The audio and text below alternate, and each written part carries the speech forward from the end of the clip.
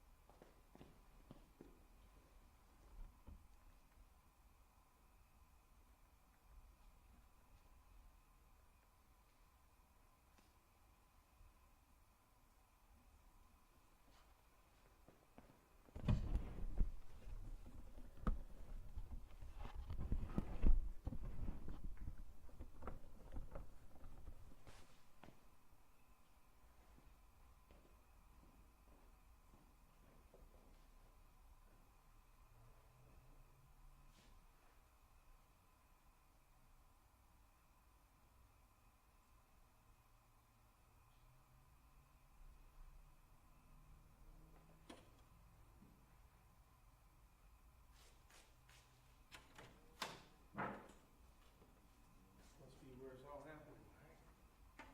BRB? That's true, at least that's what I think, but let's get on the door and stuff.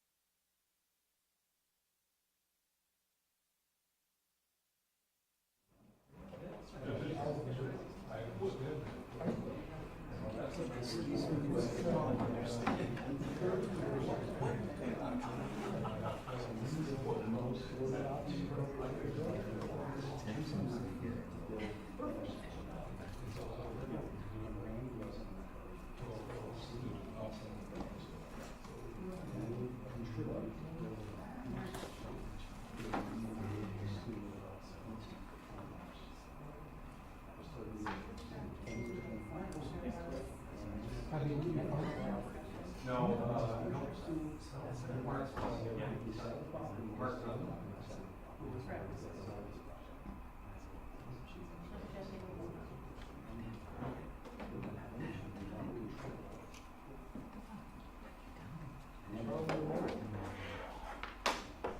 just check your microphone. Extra smart. Okay. All right, welcome to the South Burlington Development Review Board for Tuesday, May 7th, 2019. First item on the agenda, directions on emergency evacuation procedures from the conference room. If there is an emergency, there's 2 doors behind us, and we should all meet in the south parking lot, which is right behind me. And we should just make sure that everyone who has signed the sign-up sheet that's going around is safe if there's an emergency. Second on the agenda, additions, deletions, or change in the order of agenda items. Are there any additions, changes, or deletions? Hearing none. Comments and questions from the public not related to the agenda. Does anyone have any comments or questions not related to the agenda items tonight? Hearing none. Announcements. We'll have 2 openings on the DRB in a couple of months, early July. So if anyone knows anyone who's interested, please chip in. It's just so much fun. Next item on the agenda, design review application DR 1901 of SB Signs to obtain an initial master signage permit, MSP, for 4 building signs in black, red, and white at 321 Dorset Street. Who is here for the applicant? Okay. Yes, sorry, I didn't hear what you said. Who is here for the applicant? Oh, it's Mitchell Schwartz. Yeah, and so are you representing? I am. Yeah, Okay, Jason very Decker. good. So if you'd come up and sit at the table? Just say your name when you get there. Okay. Jason Decker.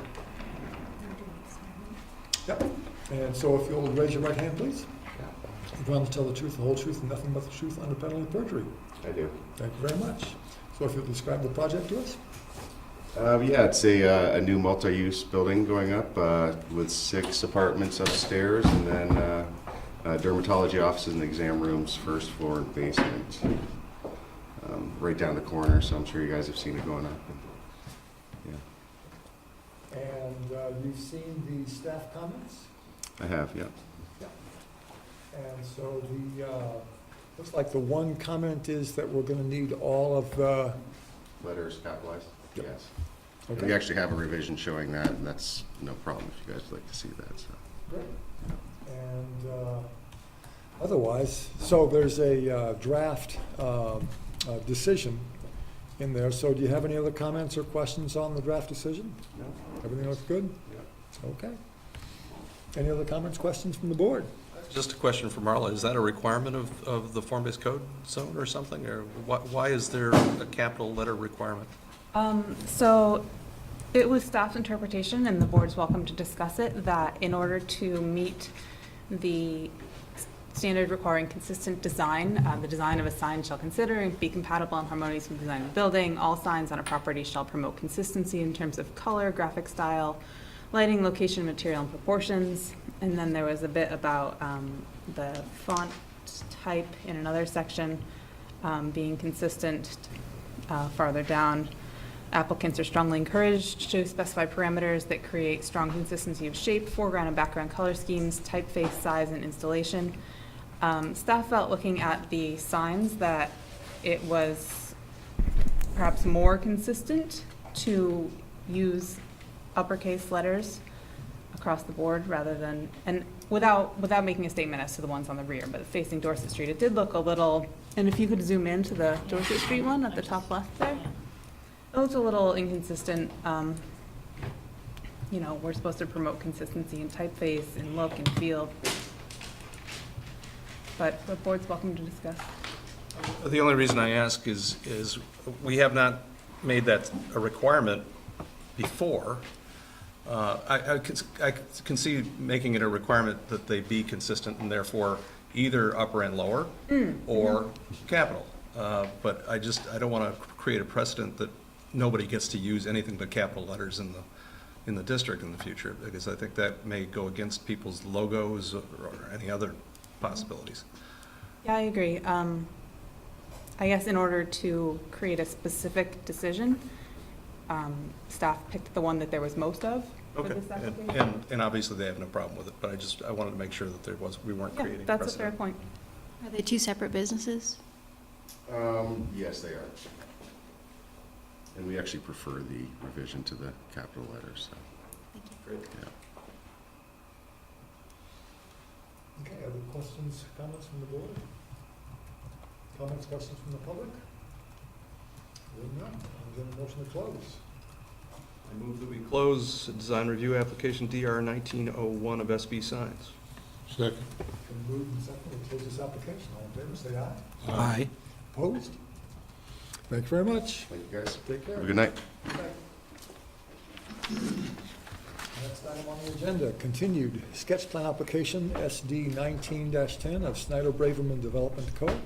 to subdivide an existing 4.1 acre lot into 3 lots of 3.26 acres, lot B1, 0.38 acres, lot B2, and 0.45 acres, lot B3, for the purpose of constructing a project on lots B2 and B3, which will be reviewed under separate site plan application at 268 Market Street. Who is here for that? Andy Rowe with Lamer Rowe and Dickinson.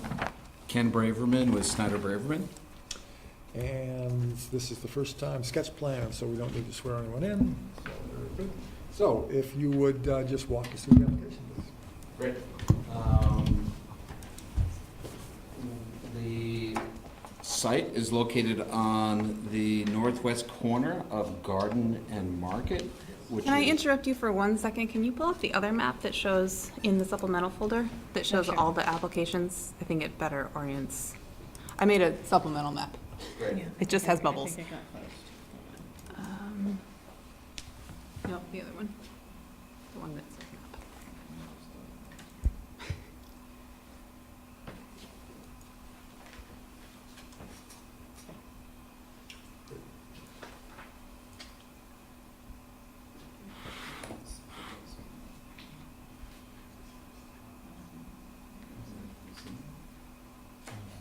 So the confusion was that there's 2 applications for the same subject property at the same hearing. So staff has made this map showing on the right bubble towards the top of the page, SD 1910 and CU 1901, which is what Ken and Andy are here to talk about. Those lots on their application are called B2 and B3. And then on the upper left, those are the lots on the same parcel that the applicant refers to as B1 and B2. Those will be discussed sort of later this evening by different representatives. Okay. I would prefer to just look at the site that we're looking at. Okay. Right, the one that I had up previously? Yeah, our application. Okay. Otherwise, I'm a little confused. This one? Yeah, that's perfect. So, we have plans for architectural plans for a mixed-use building. This is in the T5 district, which is the highest density district within the form-based code. And as you guys probably know, it requires non-residential uses on the ground floor. And our plans are to build approximately a 40-unit building with ground floor retail storefronts. That'll be approximately 7,500 square feet on the ground floor in terms of retail commercial uses. And as mentioned, it's the site that's directly across from the building that's under construction at 310 Market Street. We have kind of worked through the form-based code, and it appears as though a number of issues have come up that we look forward to getting guidance on tonight. This is sketch plan. So we look forward to kind of unpacking some of the issues raised in staff notes. And it seems like the primary issues raised are frontage build-out requirements and how that gets looked at, as well as whether we could have lots that do not have buildings. And we feel that that's important for kind of creating limited common elements for an overall project, you know, not unlike a PUD that you guys would approve. This project, and I think it's lot, I can't see, I'm sorry, is it B3, Andy? Yep. B3 would contain a driveway access as well as parking. And it would also include services.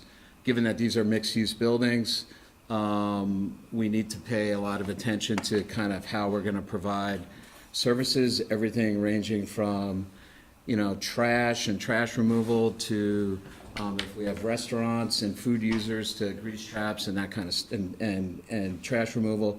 So back of house kind of stuff. And I think later on this evening, we're going to get into a conditional use permit, and that really ties into some of that. But, you know, we're really here to get guidance. We thought that this was kind of a pro forma exercise, and we look forward to learning more about some of the issues raised by staff. I have a question for staff, I'm a little confused maybe. This is just for subdivision, right? That they're here for. What does the rest of their construction plan have to do with what we're doing? Sure. In the staff notes, we excerpt one provision of the LDRs, which states, the board's responsibility under LDR 1510A is to approve buildable lots. That requirement says, lots shall be laid out in such a way that they can be developed in full compliance with these land development regulations and giving consideration to topography, soils, and drainage conditions. Staff has consistently, over many subdivision projects, given the board enough information to determine whether the proposed subdivision results in buildable lots. Okay. That answers the question.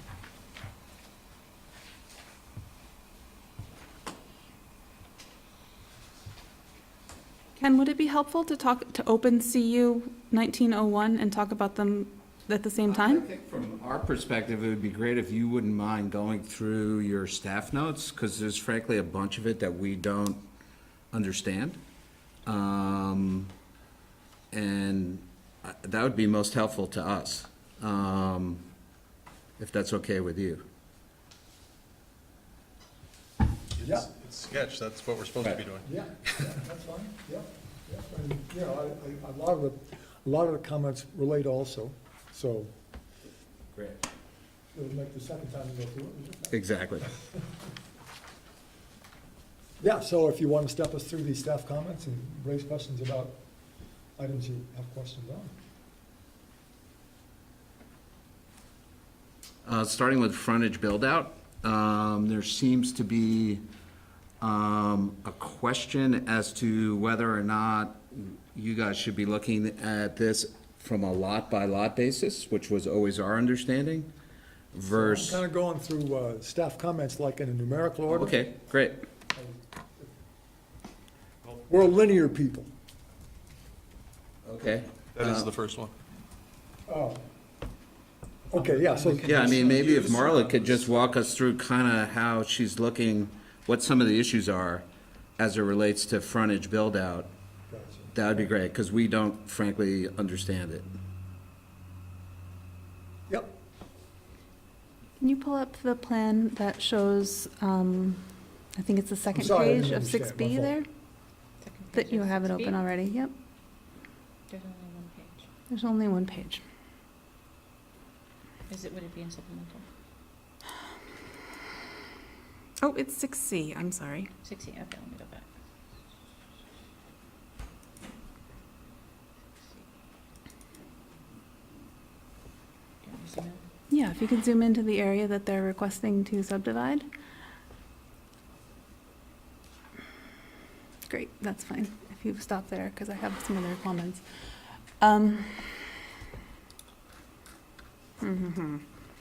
So, I guess it's not highlighted in red, but under the context section of the staff notes, it reads, 2 sketch plan applications for the existing lot are being reviewed concurrently by the DRB.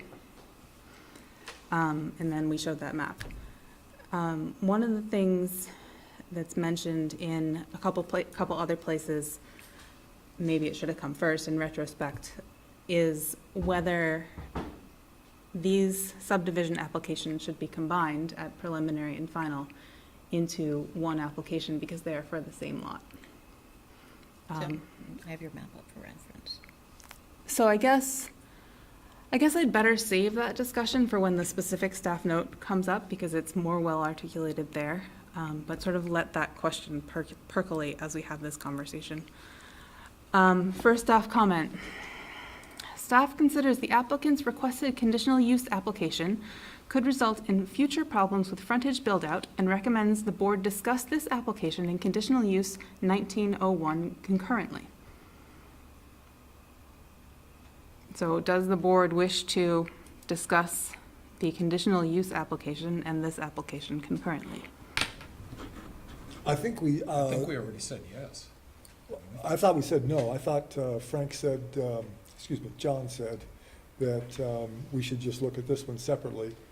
Listen, I don't know. I mean, if there's some reason, they're separate applications. You have accepted them as separate applications. I think perhaps we'll have a difference of opinion when we get to the second application, but I read them in this order.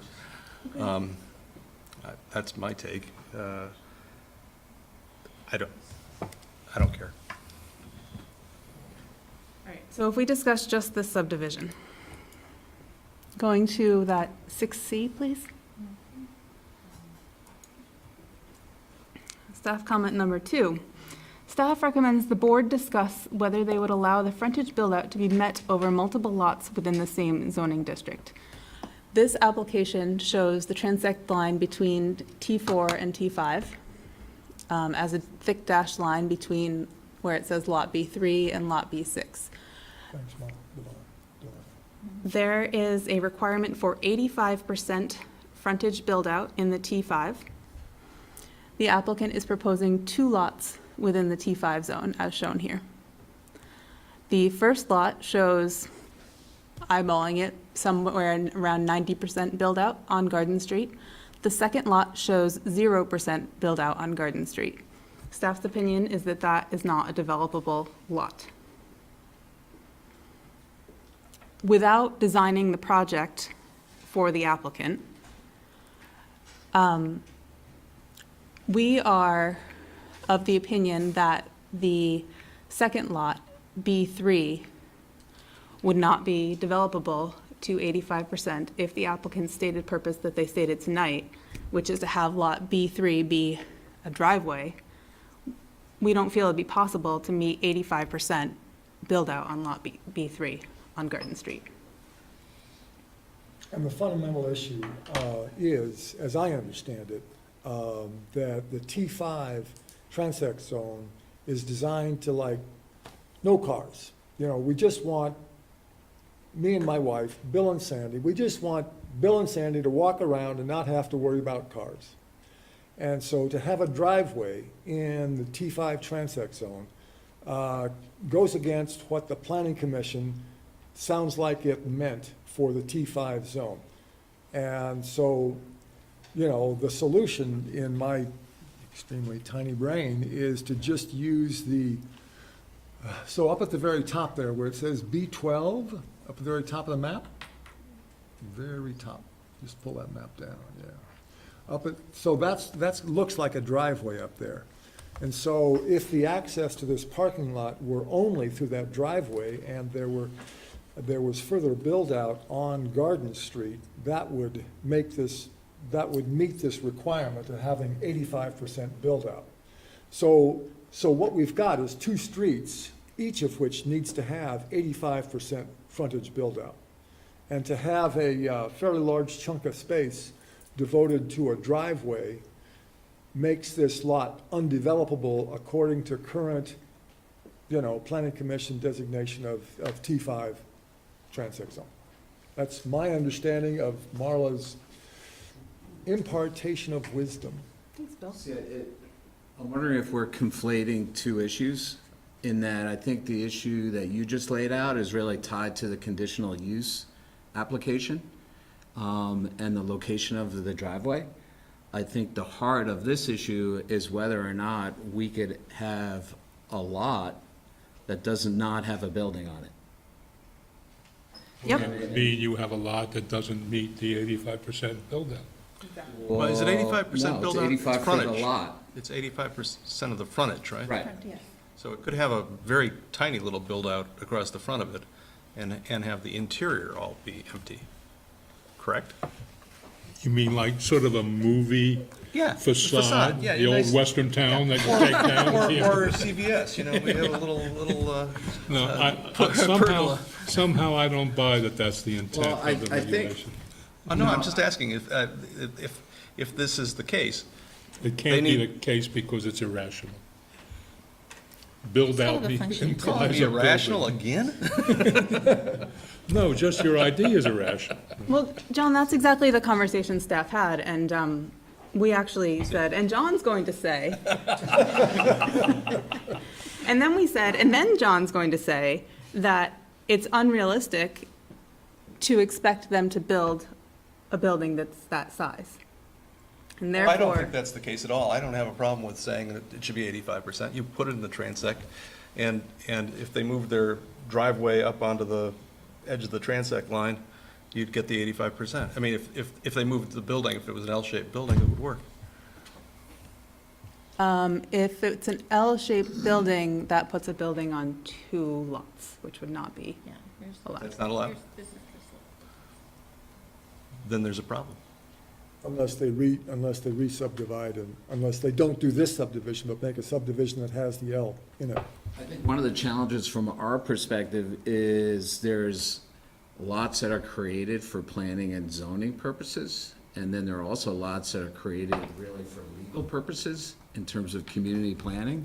And we see a lot of areas within this mixed-use neighborhood is needing to be kind of limited common elements that need to be on a separate lot, which will include, curb cut and access, driveways, parking lots, open space, using kind of the path that we're going down.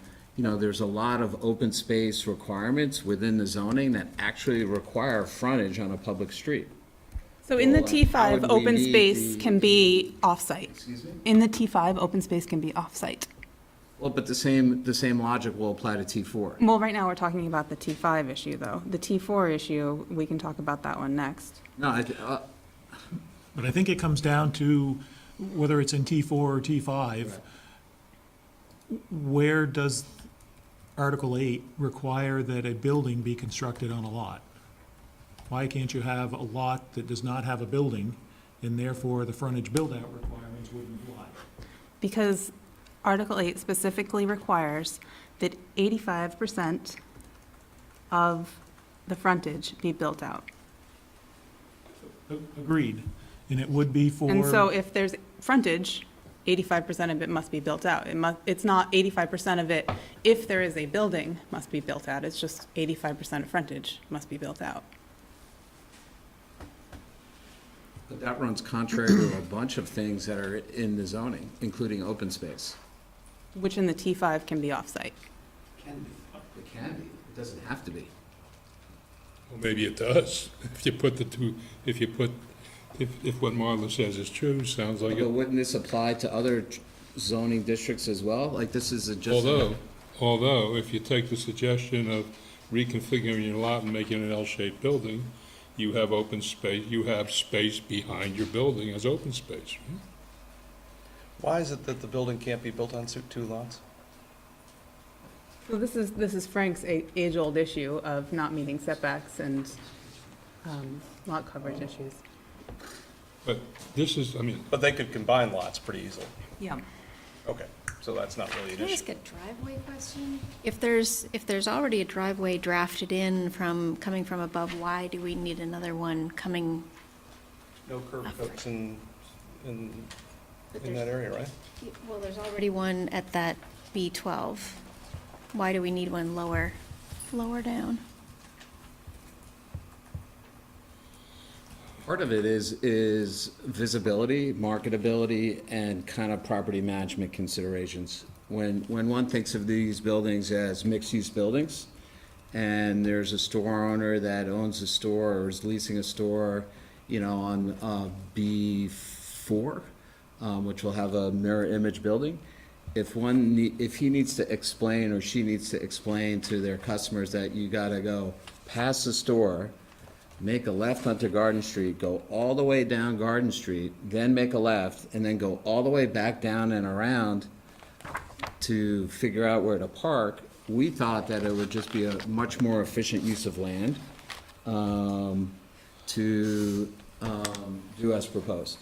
And, you know, frankly, for us, that we can get into this on the, I guess where I'm a little stuck is, are we conflating the issues related to the conditional use permit with the issue of whether we could have a lot that doesn't have a building on it? Because if that won't be applicable to only T5, that would be applicable to the whole project area. And that would create a waterfall of issues, I believe, that are contradictory to what's required in the zoning.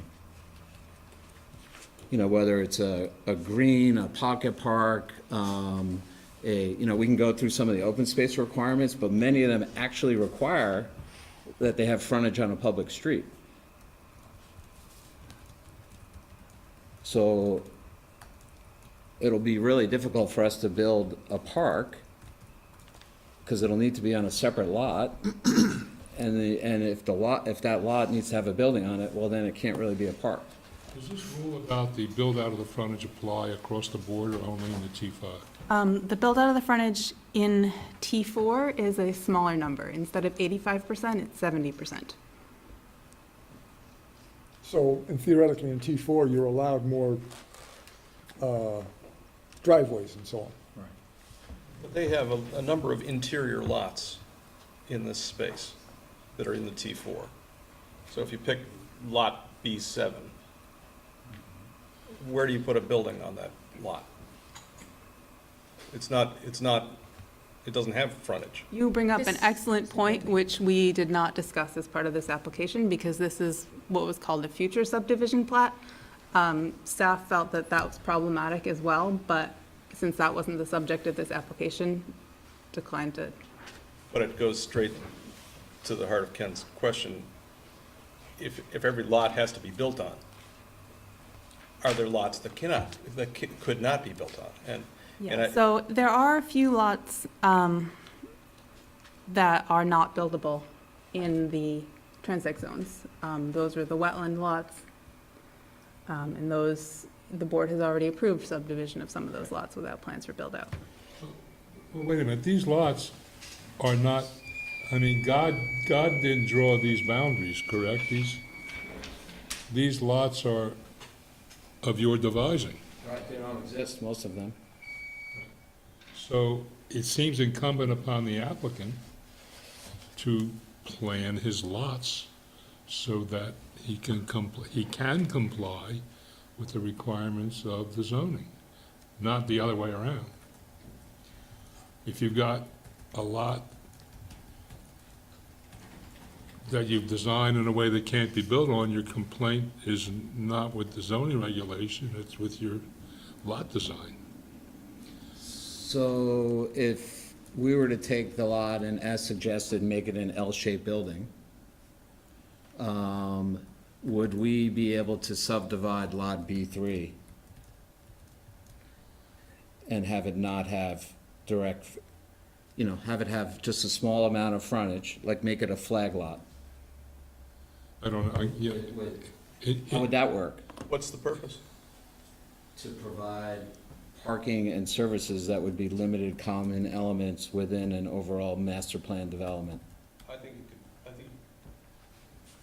So staff had a sort of a suggestion in staff comment number 3 to address exactly what Ken is asking.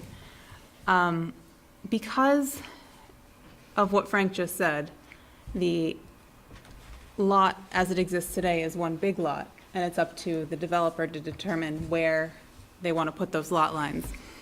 Would the board consider calculating frontage build-out for the transect zone on a whole rather than on a lot-by-lot basis? Meaning, for that 150 feet of the T5 district, would the board allow them to provide 85% build-out total, regardless of where the lot lines are? And similarly, would the board allow them to provide 70% build-out across the T4 district total, regardless of where their subdivision chooses to be?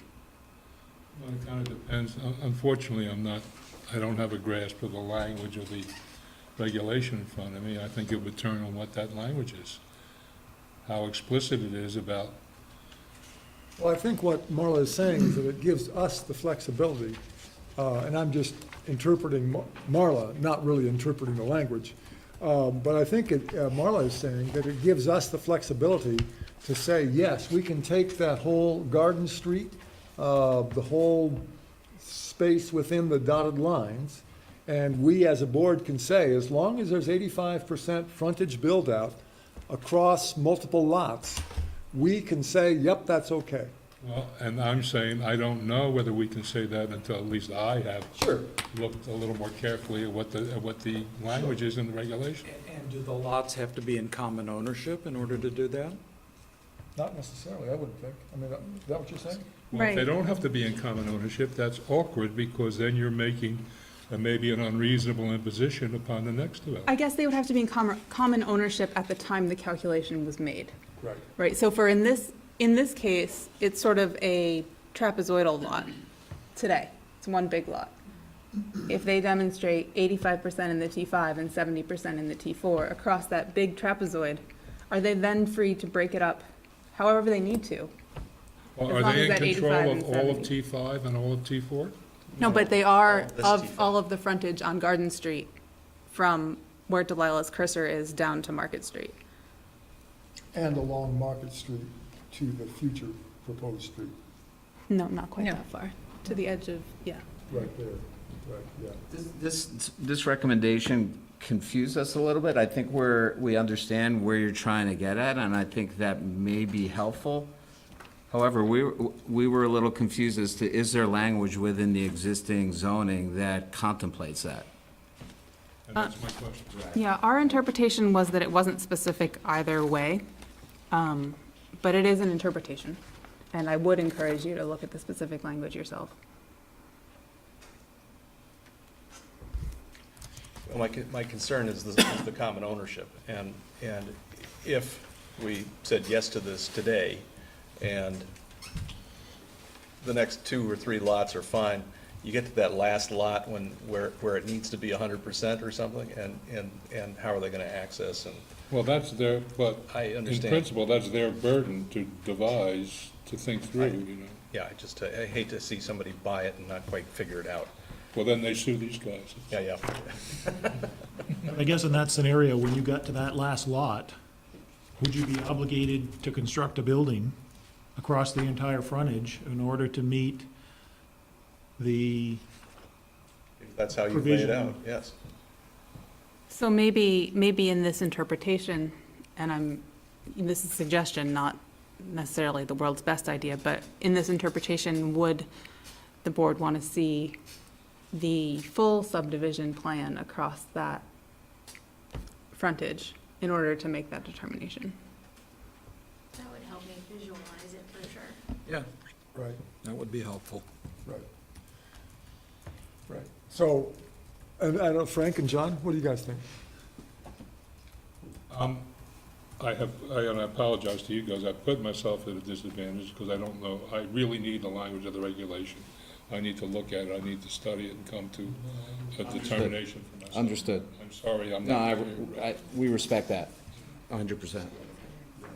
But I mean, I think the fundamental problem is the layout of the lots.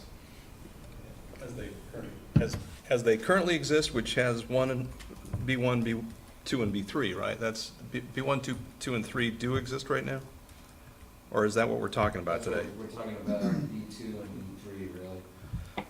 Okay. And that gray stuff that goes across the dotted line, is that a That's the building? that's the difference between the Parking lot? Oh, the parking lot? This is the line for T4. That's all parking lot and across. This it from area T- is all parking lot. That's a driveway, and that's a little island, and this is parking lot. And then this goes under the building, I assume. Yeah, it's underground. Frankly, one of the things that we're discovering in the form-based code is there wasn't a lot of attention spent focusing on underground parking and how to access underground parking, and how and how ramps to underground parking may need to relate to other design features, including, access for snow removal, trash removal, back of house stuff, because it's kind of a rise over run exercise. So to get down into a garage, you need a certain amount of distance to drop down to get to that proper level underground. And obviously we want it in our climate, it can't be a 15% grade very easily and be safe. So there needs to be, a decent amount of thought given to, okay, if we, the code definitely says, do everything you can to put parking underground, which we're committed to do as much as we can. But being completely frank, a lot of this whole exercise was driven by how do we get the cars under the building? And how do we do that without gobbling up tons of land? Just thought I'd plant that seed. I'm not sure that really solves anything. It just adds to the complexity. But I just wanted you to understand that's kind of one of the things that we're having to factor into our design Rubik's Cube.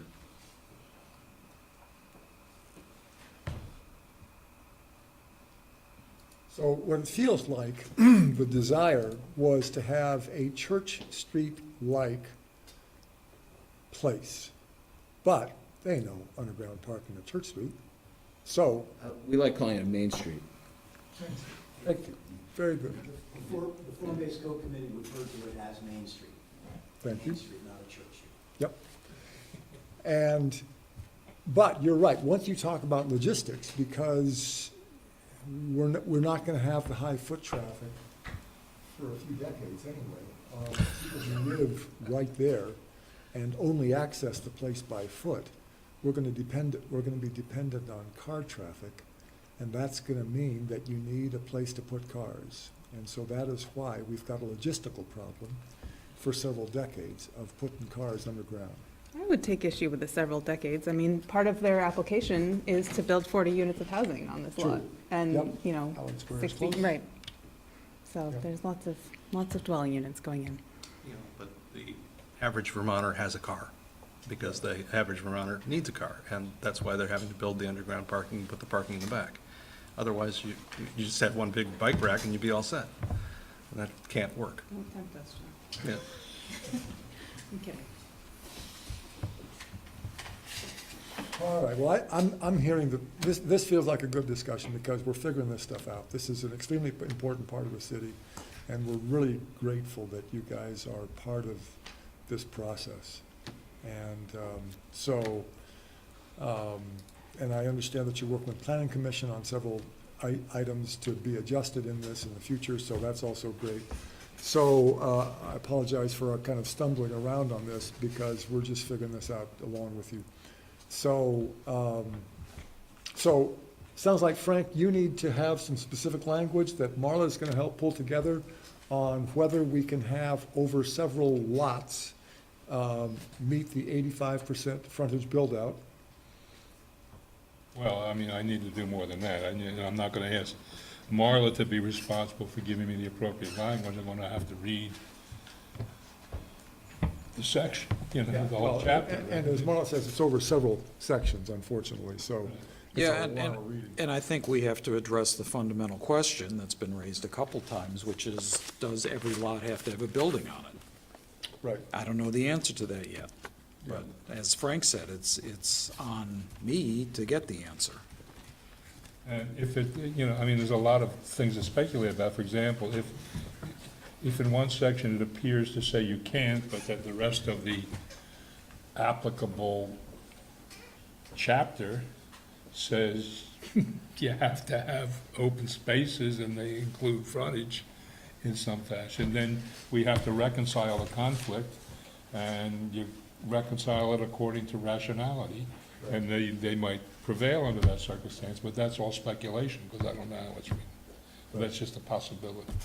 Right, okay, so I think we've got research to do in that area. To add to the legal code analysis, one of the other issues that's mentioned in paragraph 8 that we're bumping up against is apparently a code requirement that precludes us from having buildings that do not have road frontage. I don't know. Is What it do you which- mean Can you refer paragraph to it by the 8? number, comment 8, or which? There's no comment. Comment 8. There isn't a There comment isn't a 8. comment 8 on this one? Sorry. Last paragraph, I think, right there. Right there. Oh, that's 8 from the, From the T5. from the actually subdivision So standard. if Yeah, you this look is at- actually from if the you look at others. the geometry of some of this land and the lots that are created as a result of Garden and Market Street, like this Lot B that we're looking at, it's kind of wide and deep. And as a result, there's an opportunity to theoretically have buildings that don't have frontage on a street, but have frontage on open space, or interior lots. The alternative is we're just gonna have buildings that have free street frontage and then just parking behind and huge underutilization of the land. Well, and another alternative would be to build a street. The official map does not intend to represent every street that should exist in the city. As we see with subdivisions in city center, in other places, sometimes additional streets beyond those on the official map are needed to make a development work. Is it really needed? I mean, if you were, never mind, backing off, I think I understand the answer. The problem is that the first floor has to have commercial. And you're not, in those interior buildings, you'd have a hard time doing that. Yeah, well, even in the areas that we're talking about, John, that's not an issue because it's actually out of the T5. Oh, I see. That's So all I see there's just language in the zoning that says, buildings must front on a public right-of-way or a street. And we're saying, well, let's unpack that and look at that, and does that make the most sense, given the geometry of the lots, and are we limiting ourselves to maximize density and create, kind of a creative layout of buildings that may, be only accessed by, the front doors open out onto like a park and a sidewalk rather than a street. Well, one of the issues that mixes in here is emergency vehicle access. How do you Right, arrange well, that? that's all subject to, we've met with the fire marshal and reviewed some concepts demonstrating how we would provide fire access in that scenario, and he was perfectly, it goes without saying that that's always paramount. And I think what Ken is saying is a viable idea for a neighborhood layout. The writers of this section of the LDRs chose a different configuration for a neighborhood layout. They chose a configuration where buildings front on streets. I don't think there's anything wrong with buildings fronting on open space, but if the writers of this section of the LDRs wanted that, presumably they would have written it, or it would be changed in the near future so they could do that. But as written, the LDRs require buildings to be on streets. When are you coming back? I think our challenge with that rationale is, and then it would theoretically allow one to build parking lots and not buildings. Because parking lots would be permitted behind the buildings, but there wouldn't be additional buildings that would be allowed behind those buildings. Only, to us, that just doesn't seem to be a good utilization of land. No, she's suggesting that you build another street into the It's a area. pedestrian-oriented community, like why are we building more streets? I think if you listen to what Marla just said, you can build another street, you can't build a building that's not on a street. Or you gotta go back to the other group and get them to change what their statement is. Well, and, you know, there's streets and then there's streets. I don't know how much flexibility we have to limit the width of this street to make in the back, for example, village-type streets that are walkable. But Yeah, don't Marlon, can we do a one-way street or a one-lane street like we've seen in some other parts of town? So in the T4, I'm borrowing Delilah's regulations here, there's sort of a minimum street that qualifies as a street. So a neighborhood narrow is the narrowest type of street, and a neighborhood narrow, if I flip to chapter 11, is 2 lanes with no on-street parking. So that's the smallest street that's allowed to Lanes qualify. being, what, 24 feet, 22 feet? Minimum lane width Twen- is 9 feet. So Tiny. 18, you could have an Do an 18-foot street. 18-foot street. What's the minimum, right, 50. Yeah, I wouldn't want first. Yeah, it's 50-foot right away. It's a street. There's also an alley. But that, so there's in, yeah, you're, Well, in can't the we adjust the T- right, did you just say what's the right-of-way? Yeah. Well, can't we adjust the right-of-way? 50 feet is the minimum.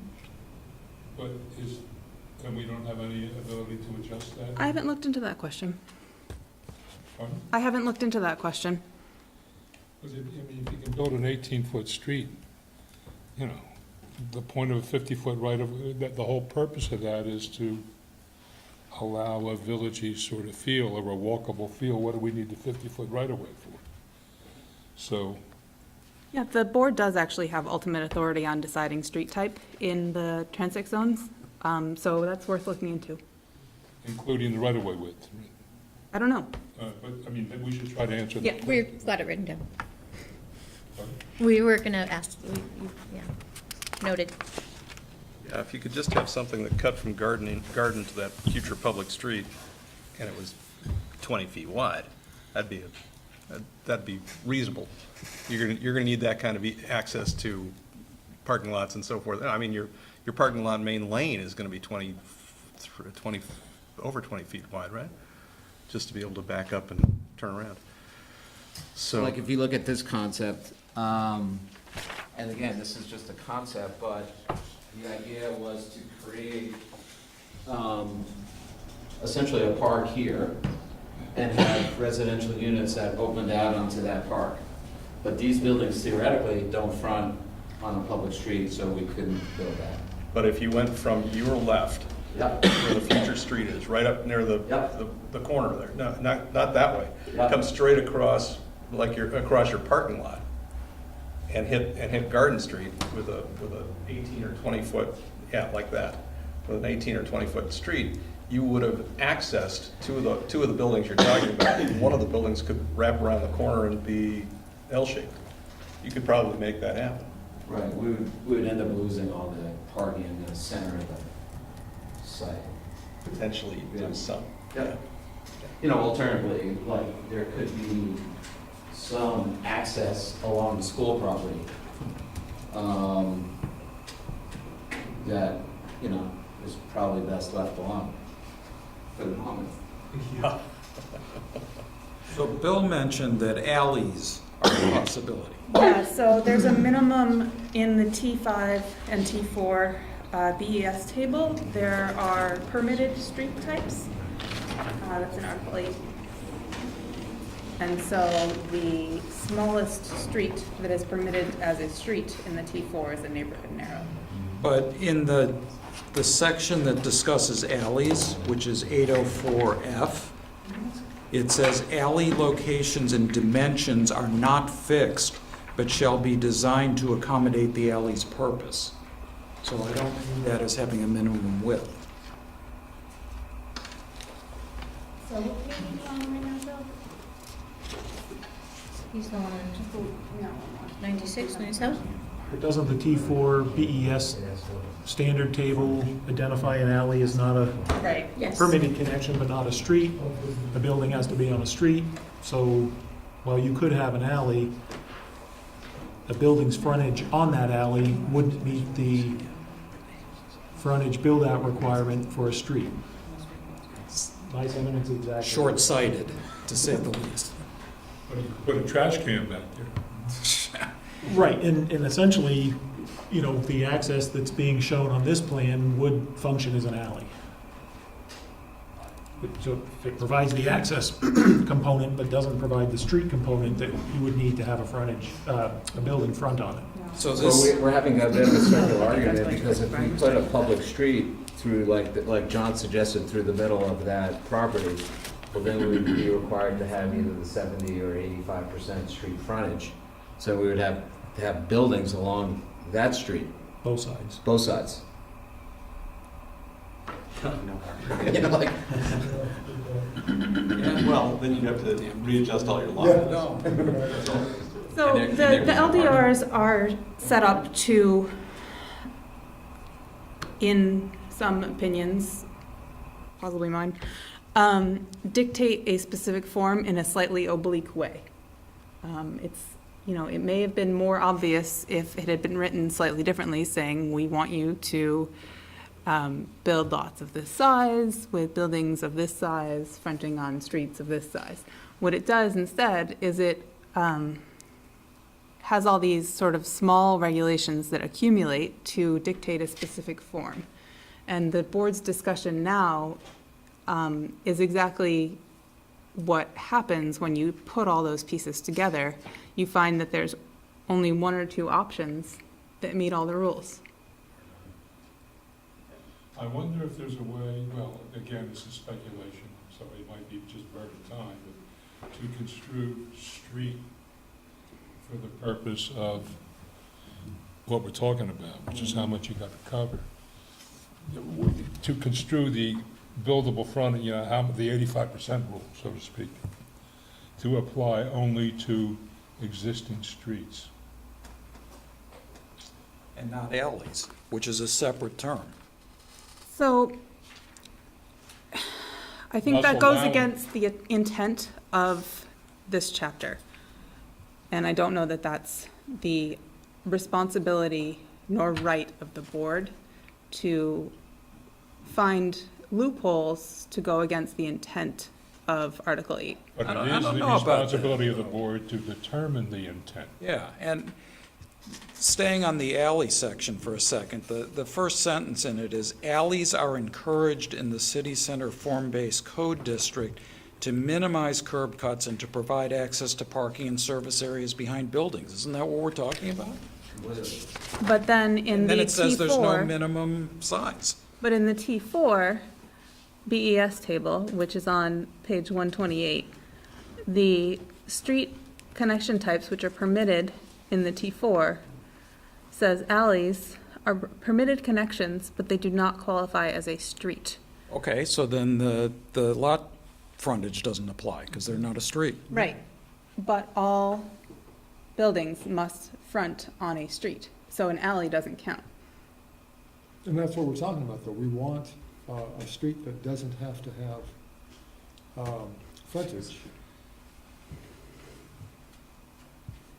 And this is where I'm saying that it takes putting a lot of little pieces together to get to the ultimate conclusion, which is that this chapter wants buildings built on fairly significant streets.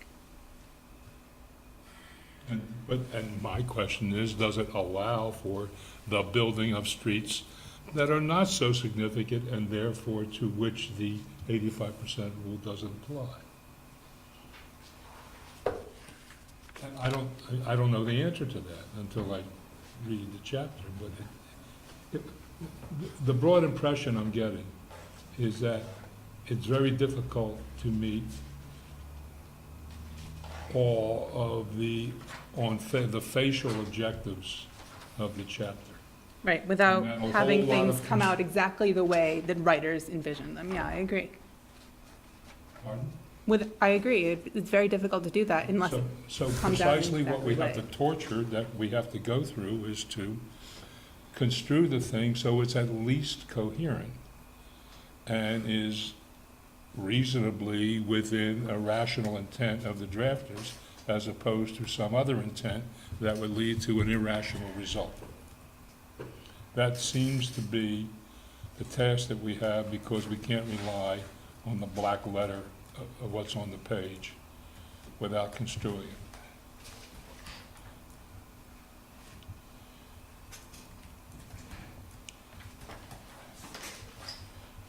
And that question of intent, determining the intent, is unfortunately our job.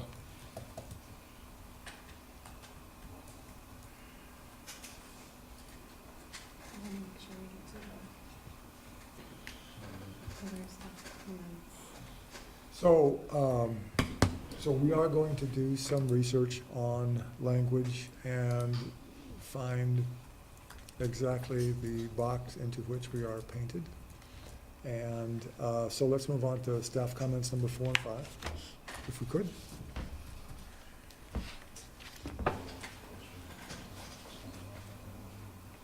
I'm starting to think, going back to the original question, that consolidating at least consideration, I mean, we can maybe treat them as, that happens of course sometimes, you have, theoretically separate cases, but the hearing doesn't segregate the evidence from one, in one case from the evidence of the other, because they're so closely related.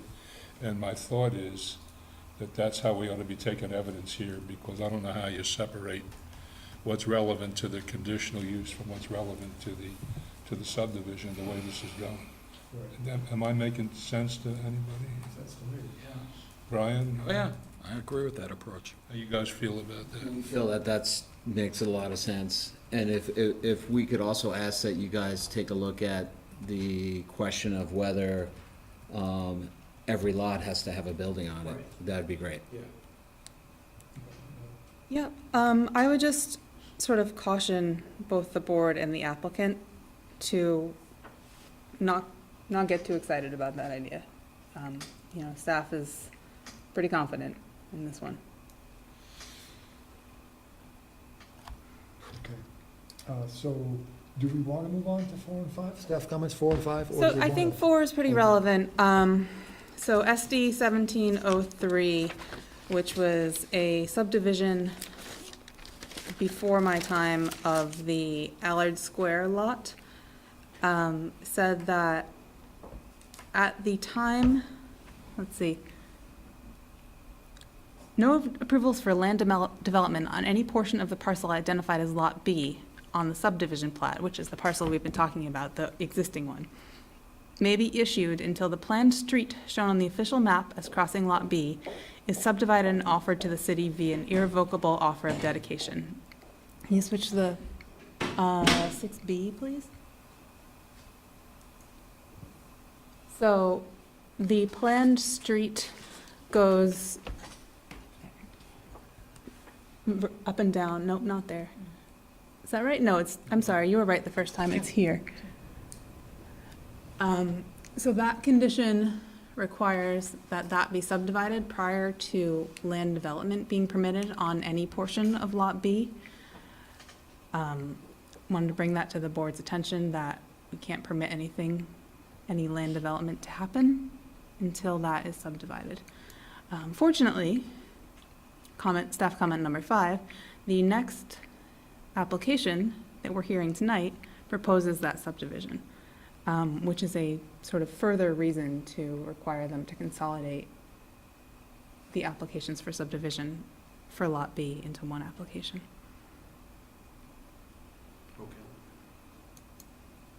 Yeah, it makes sense to me. But what I'm suggesting for coherence is that we consolidate the hearing and the evidence, but keep the applications technically separate. Weren't you talking about the conditional use and subdivision, though? Or were you talking about both subdivisions? I'm talking about conditional use and subdivision. Right, and now I'm talking about separately both subdivisions. Can I add some clarity on our side? While we're the abutting property owner and, kind of separate applicant at the moment, we're not fully up to speed on the details of the other proposal. So we look forward to learning more. And until that happens, it seems only fair to maybe, it seems like there's a lot of issues to revisit for our sketch plan anyway. So we look forward to learning more about all the stuff.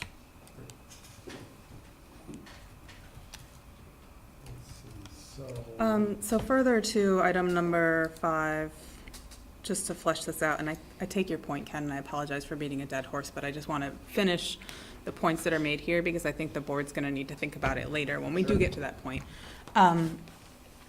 If there are 2 separate subdivisions for the same parcel, approved separately, what does the Mylar then show?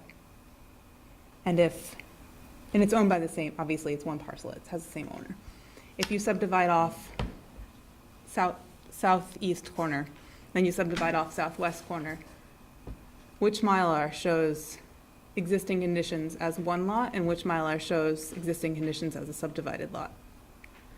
I don't think we would be making this point if the applications happened concurrently with a, reasonable separation period, but because they are, if they didn't happen concurrently, but because they're happening concurrently, it just seems to raise some potential title issues. Well, I think they have to, this is numbered earlier than the other one, right? This is 1910 is, I don't recall, is the later one would have to have both on it. The numbers Well, don't, really matter. Yeah. The one that's filed later has to have everything on it. and if they were filed on the same day? They can't be filed at exactly the same time, so. So what happens, John, when I get an application is I get an application, and sometimes it's missing a couple pieces. And then I get another application, and sometimes it's missing a couple pieces. We start to get into, You're being suggesting equitable. that they need to be combined. I'm suggesting they need to be combined, and I'm suggesting it's difficult to say fairly and in a way that cannot be argued against which came first. Ken, is there a reason why they can't be combined? We don't see this as an issue, per se. I mean, we'd like to understand the city's application, and we are not fully up to speed on it. And I think once we get up to speed, we'll be able to speak to it more clearly. Tim's the property owner, and, maybe it makes sense for him to play quarterback. I would agree. All right. Sorry, Tim. Do we need to go over staff comments 4 and 5 anymore then? That was 4 and 5. Yep.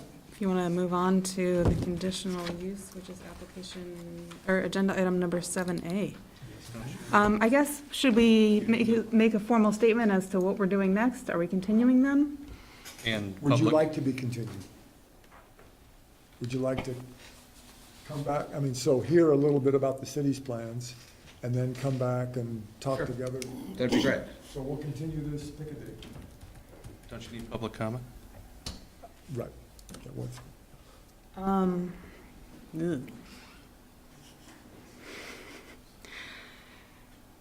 June 18. Okay, so before we continue this, any comments from the public? No comments from the public? Okay, continue to June 18th. I move we continue sketch plan application SD 1910 to June 18th. Second? It's been moved and seconded, continue this to June 18th. All in favor, say aye. Aye. Opposed? Thank you very much. And now we move on to next item on the agenda, continued conditional use application CU 1901 of Snyder Braverman Development to extend the regulations of the form-based code Transect 4 zoning district up to 50 feet into form-based code Transect 5 zoning district to allow construction of a driveway access nearer than currently permitted to Market Street and 268 Market Street. Who is here for the applicant? Andy Rowe, Everyone Dickinson. Ken Braverman, Snyder Braverman. We do need to swear them I'm sorry? in. We do need to swear them Yes, right. So, conditional use application, if you raise your right hand, please. You promise to tell the truth, the whole truth, nothing but the truth, and nothing but the truth. I do. Thank you so much.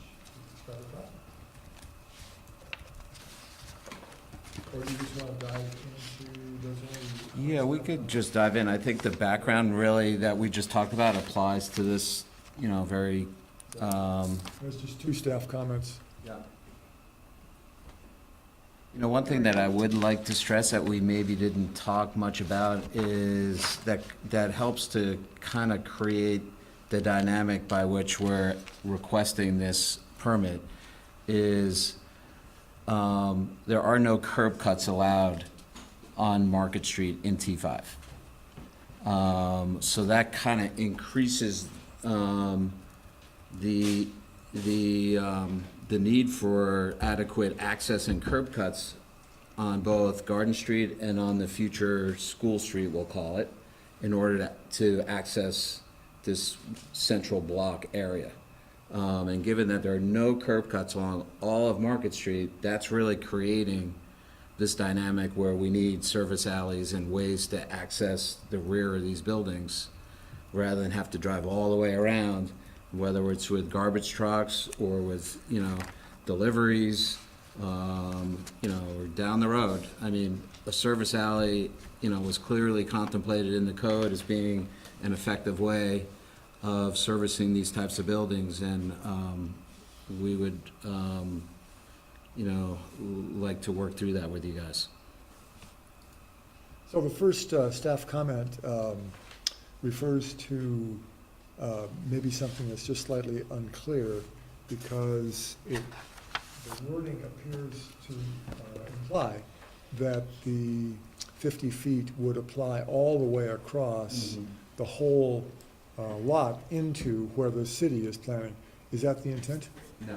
Okay, so, yeah, so if there could be just, so as we go forward, we can just be clear that it only Right. applies to. A couple of things related to that is that, let's call it School Street, doesn't have that same, you're not precluded from having a curb cut on that School Street like you are on Garden Street and T5.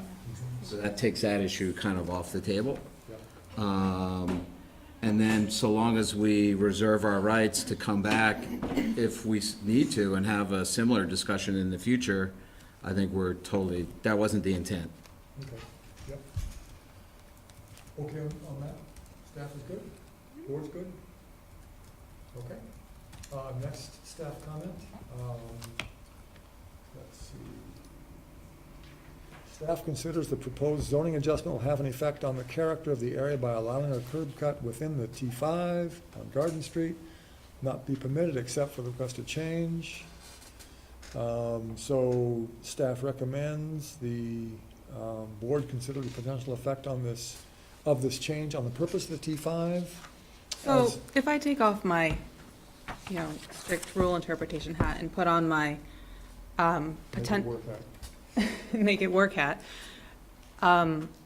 the talking about the purpose of this section of the standards, one of the things that I understand, again, before my time, was discussed in setting the T5 is it was intended to be a building width. So a big building, but a building width. The applicant has demonstrated that they intend to build a building in the T5. So it's not that staff feels that this is a non-starter. It's just that staff thinks it should be considered carefully. Because this is not as big a building as appears was intended. Right. Well, I mean, the problem is that it's a backdoor method of putting a curb cut in T5. Well, and so, which gets back to the applicant's assessment of marketability of how big a building can we safely build there. So, and I'm sure the applicant, if they felt confident that they could build a building twice the size of what they're building, and that would go the whole way up and take up all of the T5, I'm sure that they would be proposing that. But this is what the market is, so that's what I'm hearing, and maybe you can tell me I if I'm think we wrong. look at it as a series of buildings, not just a building. This Yep. is going to be one of many buildings just in this one block. Yep. And what's driving this request is really, how do we service those buildings? Right. and how do we access them, and how do we create, adequate, visibility, parking, trash removal, like the stuff that none of us really like to deal with is kind of the reality that, even our architects remind us, like, well, how are you gonna get trash out of these buildings? Like, and we just, would like to we think that there wasn't maybe a lot of attention in the code given to how are you gonna service the back of house in mixed-use buildings. And I gotta admit, like, I've been involved in the construction of some mixed-use buildings where that was an afterthought, and it's not great. And I think we have an opportunity, given that we all collectively have more experience, let's get it right. And if we could avoid building something that is inefficient and isn't serviceable, we have the opportunity to avoid that. So, This isn't like the end of the world kind of deal for us. I think it goes back to, can we service these buildings with alleys? And we think that's the most efficient use of land and the most effective way of not only constructing the buildings, but how they're gonna operate in the future. Can I add to the conversation? The form-based Yeah, code. we'll need you to raise your right hand. You promise to tell the truth, the whole truth, nothing but the truth, under penalty of perjury. I do. And please identify yourself. Tim McKenzie. The form-based code Tim, uses, if you could try to speak to one of the microphones, because this is being recorded, that would be helpful. the form-based code used what was called their messy map when they started developing the transect zones. What this map shows, and I'll bring it up so you guys can see, is that this area is most definitely an alleyway behind both rows of buildings along Market Street. What they didn't get right was the depth of the building. So the concept was there, it was just that the depth or how big that building is going to be, they didn't get that number right. The floor plate. The floor plate. Thanks, Tim. yeah, that's exactly the point that I was making. The issue that comes up is, again, the frontage build out. Regardless, assuming for a moment that 85% of the frontage on a street must be built out with a building in the T5. If that boundary line, can you zoom in on the place where they're showing the width there? So they're asking to move it, you see the 48 feet dimension there, so let's call it that number just for fun. Luana, could you move the hand along the 48-foot? There you go. Thank you. Whoever's doing that. That's great. So that leaves on the sort of bottom side of the 48 to Market Street, either 85% of that must be built out or 85% of each lot in that must be built out. So getting back to what we talked about originally with the previous application, the board has to approve developable lots. Again, I don't think this is a non-starter. I just think that consideration is important, and important to have the applicant demonstrate how if the board grants the conditional use to adjust where the standards apply, that the lots are then developable. Does the 85% have to be on ground level? Could you have a building there with a drive under the front of it? I think it does, actually. I think it does say that, but that's a good question that I can look into. That's an interesting question. Yeah, please, go ahead. Is there any other vehicle to, I mean, the reason there's the gap between the building and the driveway is because there's only, appears to be a waiver to grant the 45 or the 50-foot. Is there a way to have that alley run right along the back of the building? Yeah, that's a good point, Tim. That was our original design intent, was to have the alley, right up pretty tight to the building and not have that bumped out curb feature. But, really the silver bullet that would solve all this if we had the ability to get a curb cut for an alley in T5. Because then we would put it right up tight. It would be a super efficient use of the land. and it would create more density and streetscape and everything that we're all looking for. You know, and the reason why we ended up here was because of, you know, no curb cuts in T5. We're stuck. Well, I mean, not to have an alley behind the building is sort of ridiculous. That's the problem. Yeah. As a. But the T5 does not if we allow take- curb if- cuts on If we Garden take the Street, building period. though, but that takes the building as a given, so. It takes the building configuration as a given. If you had an L-shaped building, With an That- L-shaped lot. pardon? With an L-shaped lot. Well, forget the size of the lot for a minute, but I'm just talking about where your alley goes. If you had an L-shaped building and went out to the limit of the T5 zone, and you came in with a driveway on the T4 and then snaked behind the L, then that's another way to solve the alley problem, isn't it? So At it least- sounds like it's, That's a different approach. I mean, I think I think we ended up where we did because we thought we were really frankly maximizing density, and maximizing the utilization of the land behind the building. And the L-shaped building is effective in many scenarios, including across the street. We're building one right now. But you end up with a knuckle.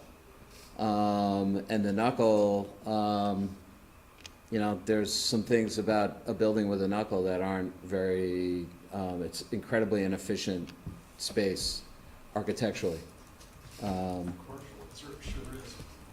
It's known as a coffin corner. By the knuckle, you mean inside the building or? Yeah, inside the corner of, inside the L.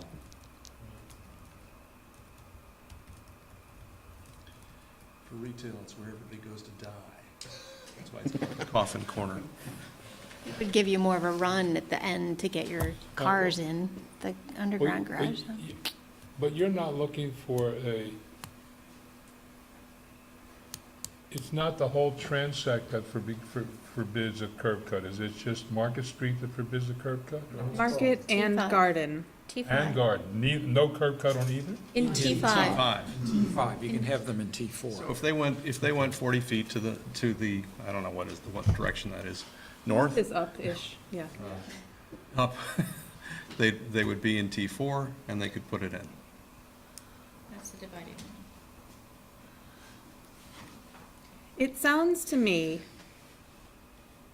like the discussion about the subdivision will highly inform what the applicant needs to request for an adjustment of where the standards apply.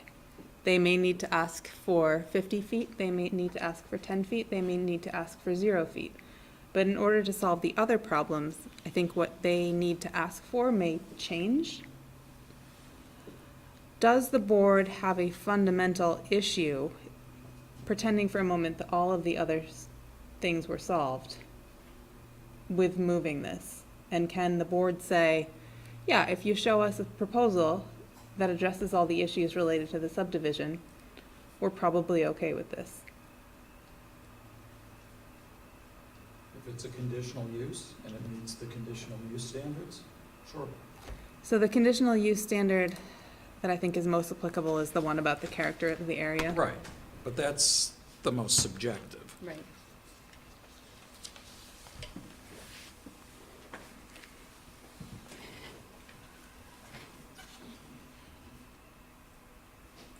So without the L, what if you just change the lot size? I'm still trying to, if you just change the lot size and flip the orientation of the building so that the long leg was on Garden Street.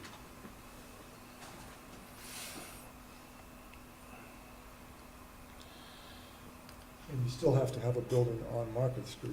Well, they may end up going this direction anyway if interior lots, if they can't fit a street into the interior lots and have to use that for their parking. So they end up having to go the long way into the lot as far as possible. That they may not have a choice but to do that. Still have to cover 85% of that frontage. That's right. And the trick would be, of course, now you've got ends of buildings sticking up onto Market Street. Which is not a. Which is not what you really want. What you desirable. want is a full face there. So they've done it the right way. The question is, can they, in the corner lot, do they have to put essentially an L-shaped building in order to fit the code?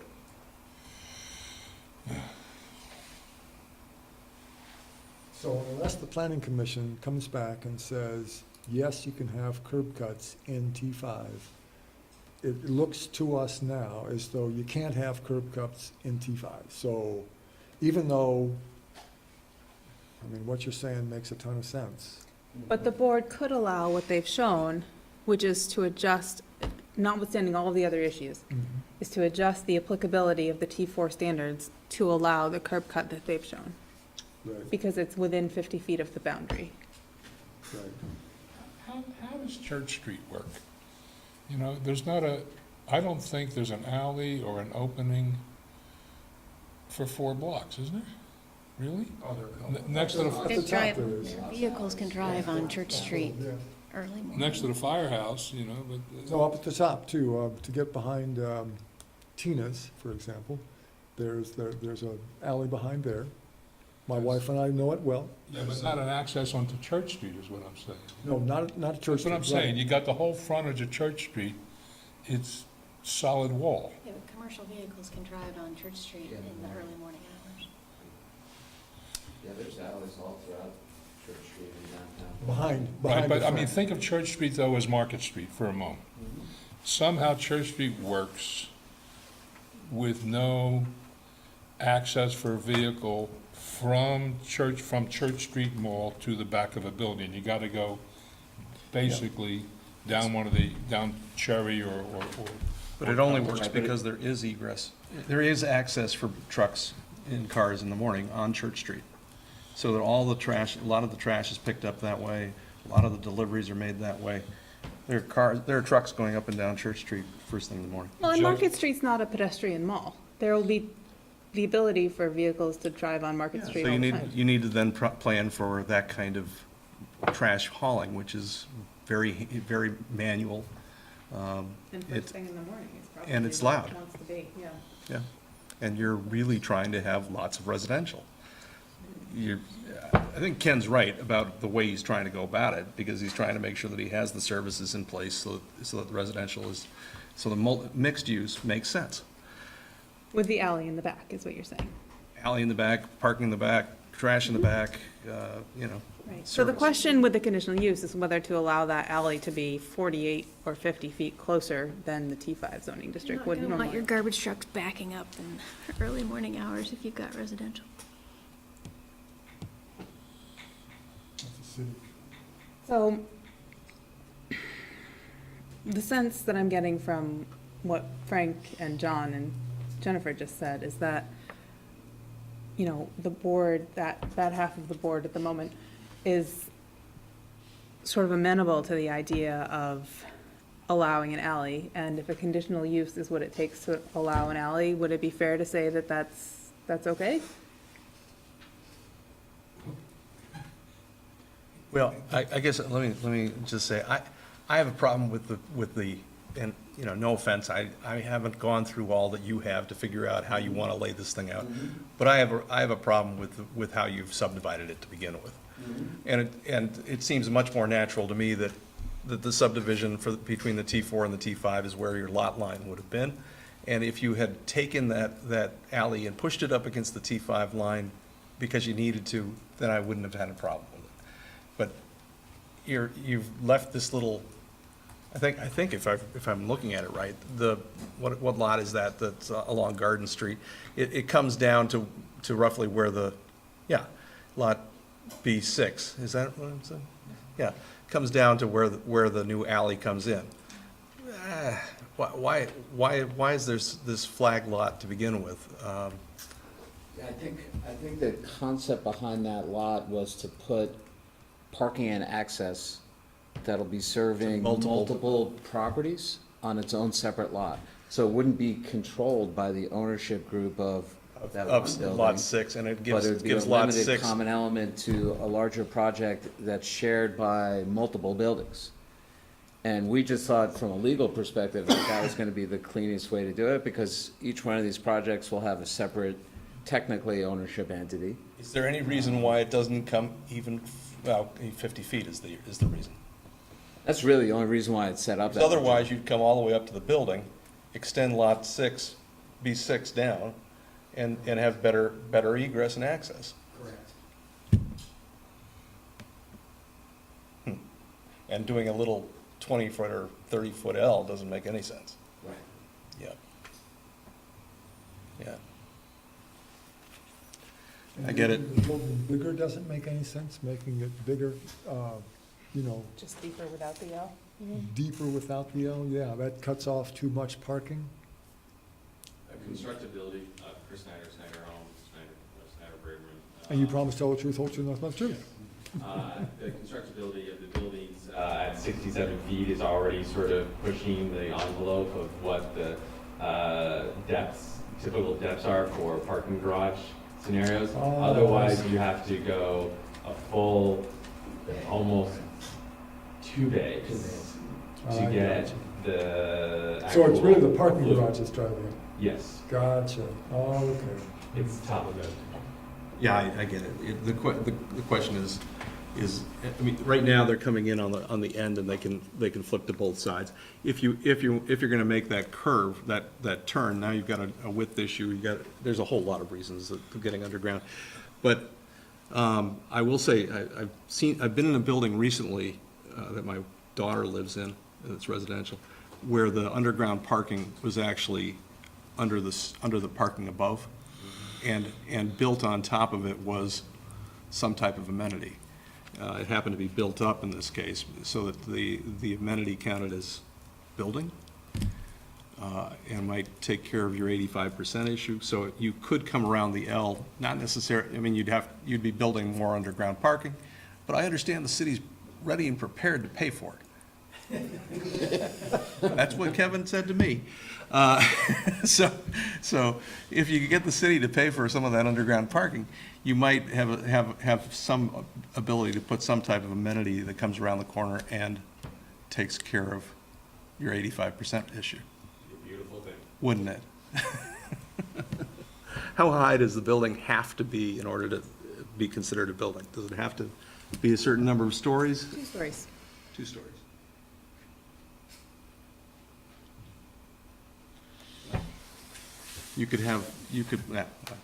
Now I'm getting into architecture, never mind. This is really important, but it's eating the night.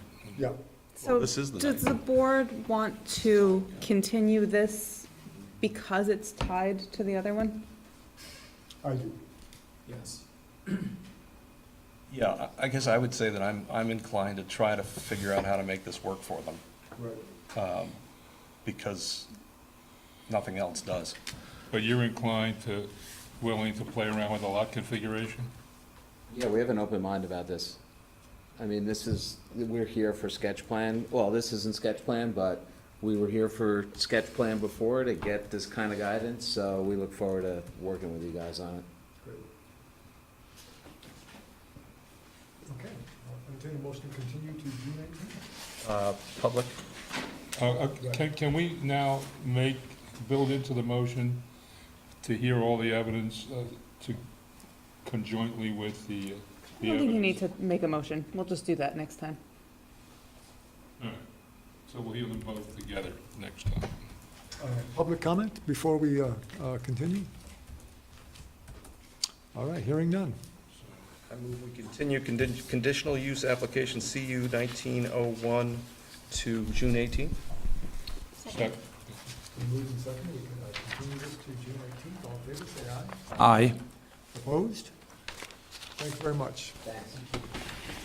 Next item on the agenda, sketch application SD 19-13 of the City of South Burlington to subdivide a 4.09 acre lot into 3 lots of .27 acres .61 acres and 3.21 acres for the purpose of constructing a project, 0.61 acre lot and dedicating the .27 acre lot as a public right-of-way, which will be reviewed under separate site plan application at 180 Market Street.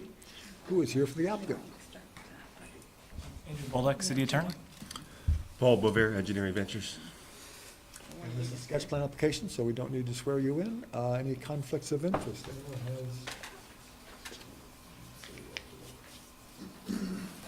So if you'll please describe the project to us. Sure.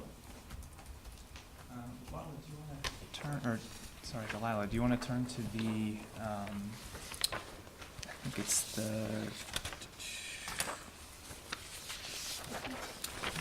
the attached kind of subdivision, not that one, the one before. Yeah, you don't want the one in this document, you want the one that's 8B.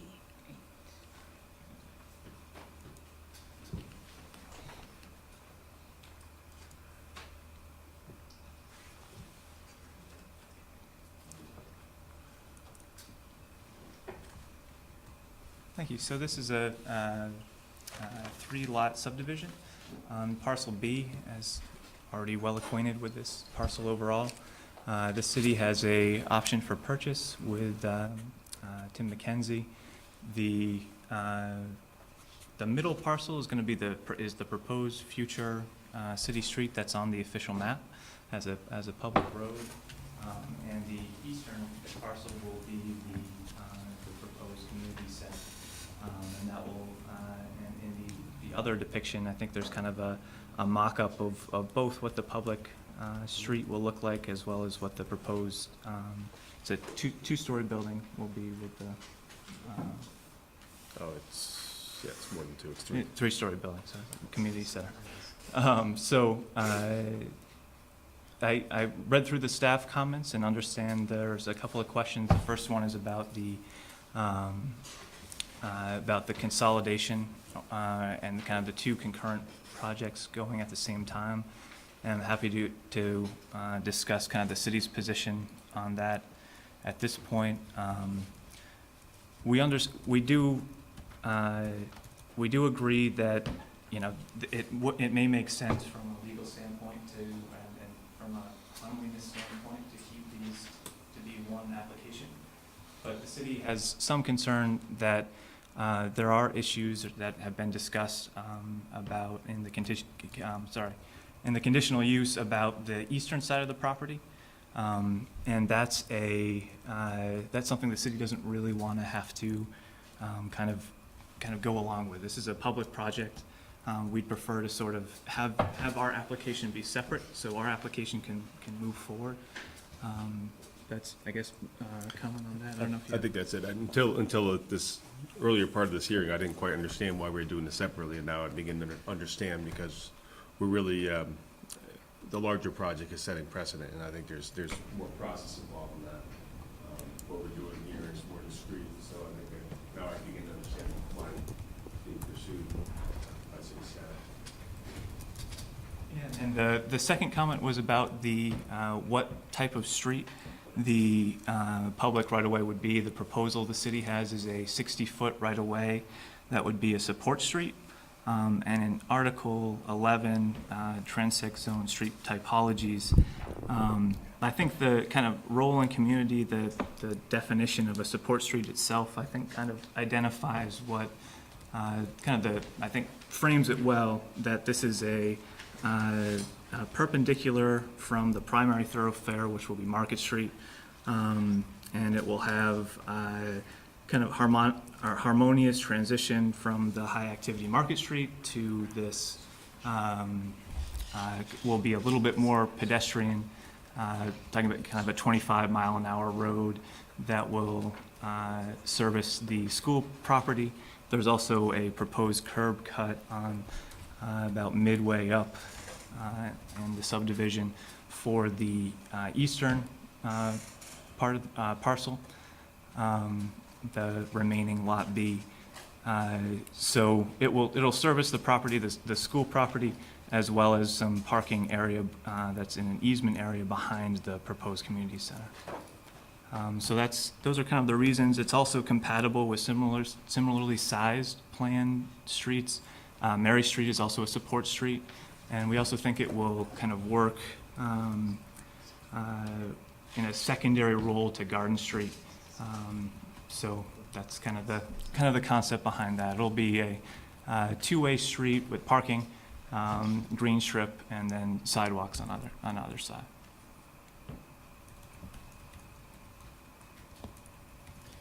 Okay, so, and you can understand the problems that in all of this is that this could create, when you have a bylaw that is, has one of these two projects and not the other one. Correct. Yep. Understood that. I mean, I think our, again, you know, Tim is kind of the primary, he's the property owner of the property, and I think we'd be, you know, I think this subdivision solves one of the issues, which is in the Allard Square conditions that there's a irrevocable offer of dedication for this public street, so we think that we would solve that for the prior application. And I think it also keeps kind of the you know, public project a little bit separate from the private, which is you know, something I think we've so I think it makes sense if move forward with this project first, and then I think that'll resolve some of the issues for the remainder of Lot B. Marla, what do you see? Based on the discussion with Ken and Andy, it seems like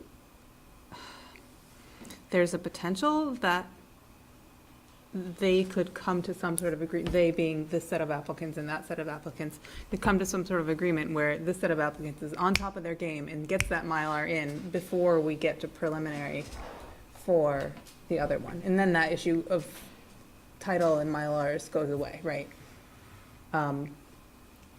As I think Ken said, a lot of that falls on the owner, who's Tim, to make those promises and make that happen.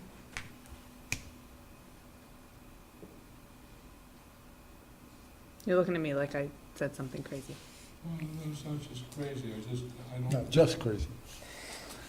I'm just having trouble seeing why,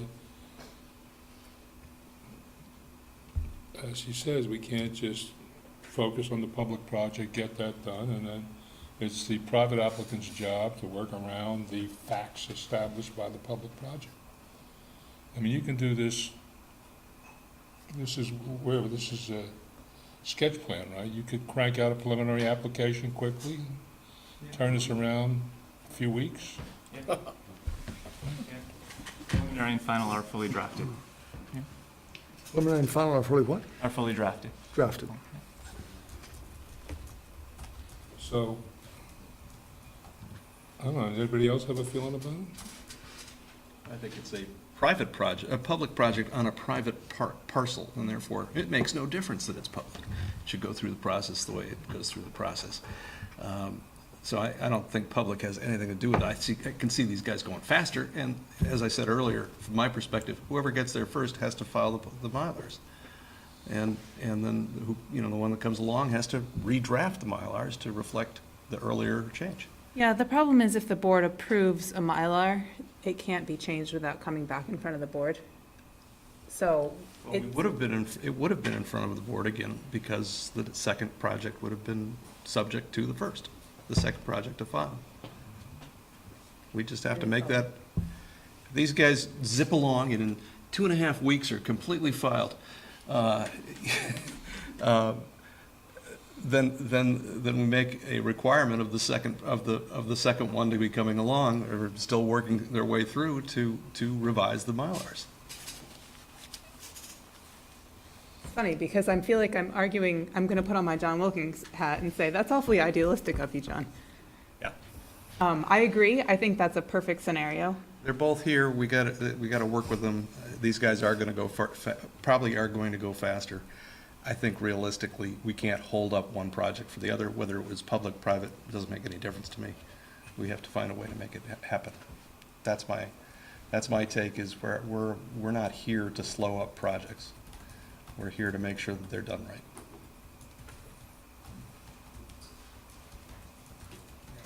I think if we proceed with the subdivision as we suggested on this application, then the two projects then become entangled to some degree, which I think is. That's kind of how I saw it.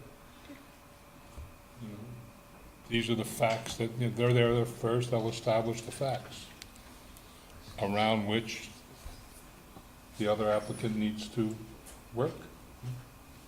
First in time, first in right, as they say. Good. Everybody, Jennifer, Bill? Okay. I'm just a nervous person. Which doesn't mean they can't be talking to each other unofficially, so that they're. Right. Yeah, I mean, I don't think there's nothing conflicting between these two plans, which I think is important to note. They're just, it's. Somewhere in your. Different sides of the same parcel, yeah. And you'd be happy to sit down and discuss the plans with them? That'd be fine. We would hope that the city staff and planners would, or the designers would meet with us. We met 18 months ago, approximately, and at this point, if they're getting ready to submit a preliminary and a final, I guess technically we're not in a butter, but we are a common applicant on a similar lot that you would think that it would be good to have the city approach us and ask us questions about our potential use of the adjacent property. We would request that. Sounds reasonable to me. I do have a couple of questions. Okay, I don't please, know go ahead. if there's enough, if this is Yeah, the right board, time. Sorry. more questions from the board?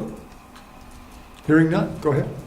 So on the subdivision plat, if you look at the northern boundary line and you zero in on that one, on that sketch plan, on their sketch plan, it shows that the right-of-way width is 67.51 feet. And we're wondering why it's bigger than 60. I'm assuming that's the angle. Okay. Yeah. Okay. If you look on the opposite end, it calls out 60. It's only 60. Yeah. Okay, so just because that's on the angle. Got it. So we understand that this is going to be a support street, and based upon the description, we're assuming that there's not going to be any recreational path associated with this plan.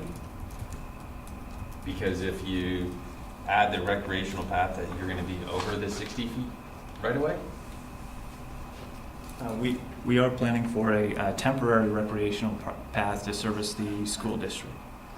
I think we're calling it a temporary bituminous sidewalk. Okay. But does that, I guess my question is then, is it really ever temporary? Because once you put it in on our potential development lot, it's really not temporary. It's not shown on, can you pull up the other one? It's not shown on the other lot, it's shown on the right of way. It's shown in the right of way? Yeah. 100%? Oh, can you zoom in there? That's our application. Oh, are you on the wrong one? Yeah, but on ours it works. In ours it Perfect. works. Well, great job. That second from the last one? Yeah. Yeah, that one. And zoom in. C1, 2, I think the. Yeah, I mean, the road cross-section, that's correct, that should show 6 feet on the side, which is, If you want to pull up, Paul, were you talking about the previous page? no, I'm just wondering if this is the plan I'm thinking it is. So It should be 6 feet on the side, if it's in the right-of-way, but it doesn't include, if you want it to be 8 feet wide as a temporary access path or something along those lines, then it would extend onto the adjacent property. what the city and South Burlington Realty have agreed to is a support street that is symmetrical. It stays within the 60 feet with 6-foot sidewalks, 5-foot green strip, 8-foot parking lanes, 11-foot travel lanes. On the Block B side, on the side that Chris and Ken will be developing, the sidewalk will be temporary bituminous until such time that the lot is developed. And if it's. And that's I what's mean, shown, there's a- right? On there's a this? slight distinction though, if it's defined as a recreation path, then the definition of a support street would also require a sidewalk. So it's key that that gets defined as a sidewalk and not a recreation path. Otherwise, It's my understanding that we have agreed that it is going to be a temporary bituminous sidewalk. Is there a way, based upon what I'm seeing today, and I'm sorry if I didn't look at this before, if it was in the actual, I don't think it was in the staff notes or the submission, is there a way, I guess I'm concerned, just thinking about this curb cut that we've got on that side right there. That proposed curb cut, the rec path or whatever bituminous sidewalk goes through that, whereas on the other side of the road, there's no curb cut.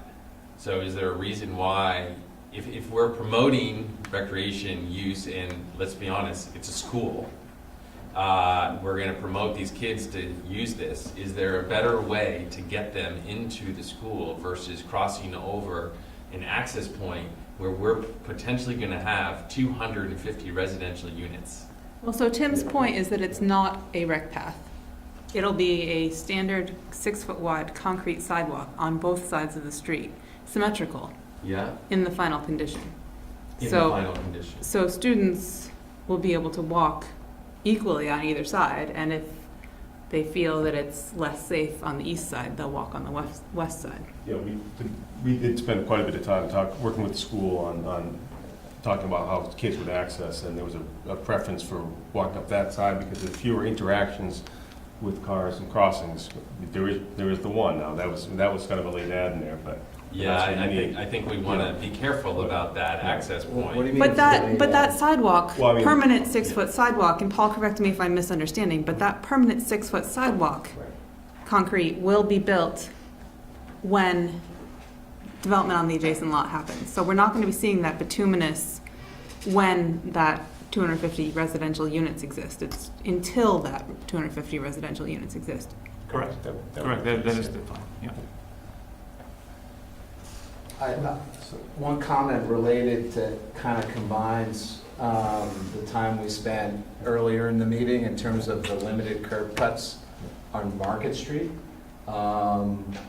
That curb cut that's shown on School Street is so critically important to the access of a huge portion of the density of the overall city center project. And given that we can't have any curb cuts along Market Street, we just want everyone to be aware that, that's a vital primary curb cut, primary access, key place for us to access the site based on all the discussions we just had. Why is that allowed? That's T5, isn't it? Yep, so, and this is exactly Jennifer's question when I sent out the packet. In the T5, curb cuts are not allowed on Market or Garden Street. Okay, Curb cuts are allowed on other streets in the Great. T5. so there we go. But if I understand it correctly, everybody's going to ride their bike to the city hall and library. So there's only going to be 20, and you've only got 20 or 30 parking spaces.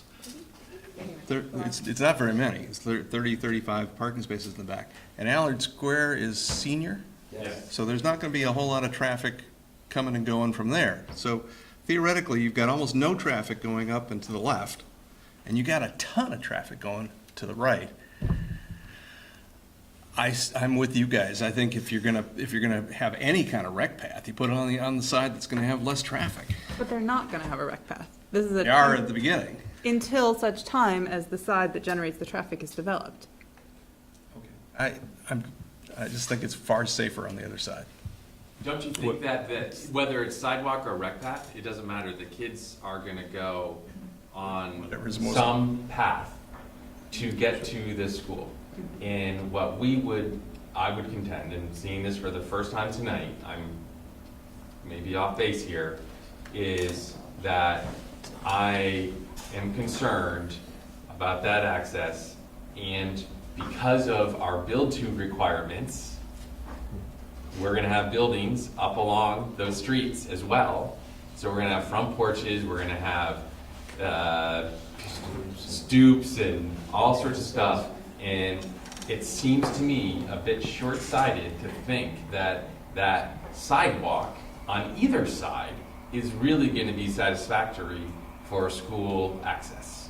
And so what I would say is, and I'm chewing up more of your land, Tim, and chewing up more density.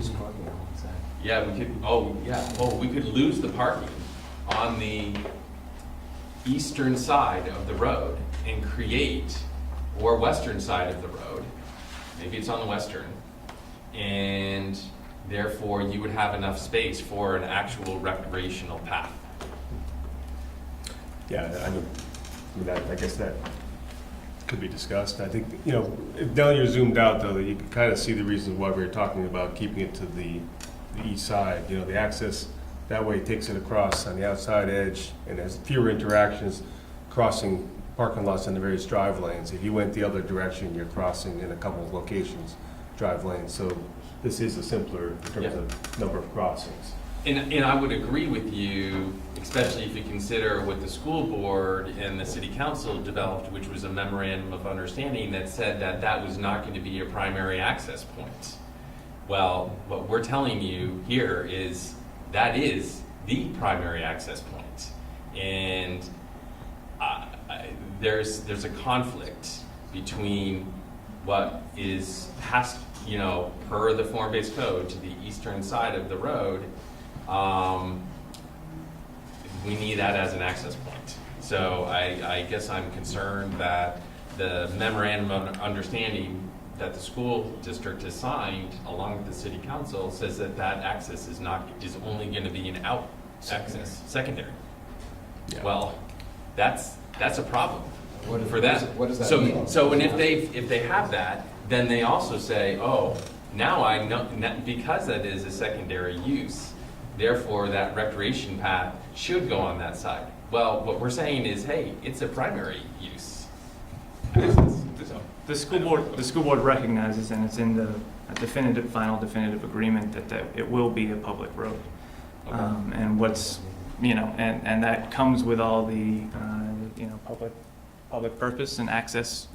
The school would prefer that it not be a high traffic road. I think that's their preference, but they also understand that it will be a city right of way. So will we get unrestricted access off of that curb cut onto the public street? I don't know what the final design will be, but I know the intention of it is to be a public road, and the curb cut will be an access to your property. There's no half measures in the LDRs that contemplate you can only use it some of the time or for some of your traffic. If it's a public street and it's an access, it either is or it isn't.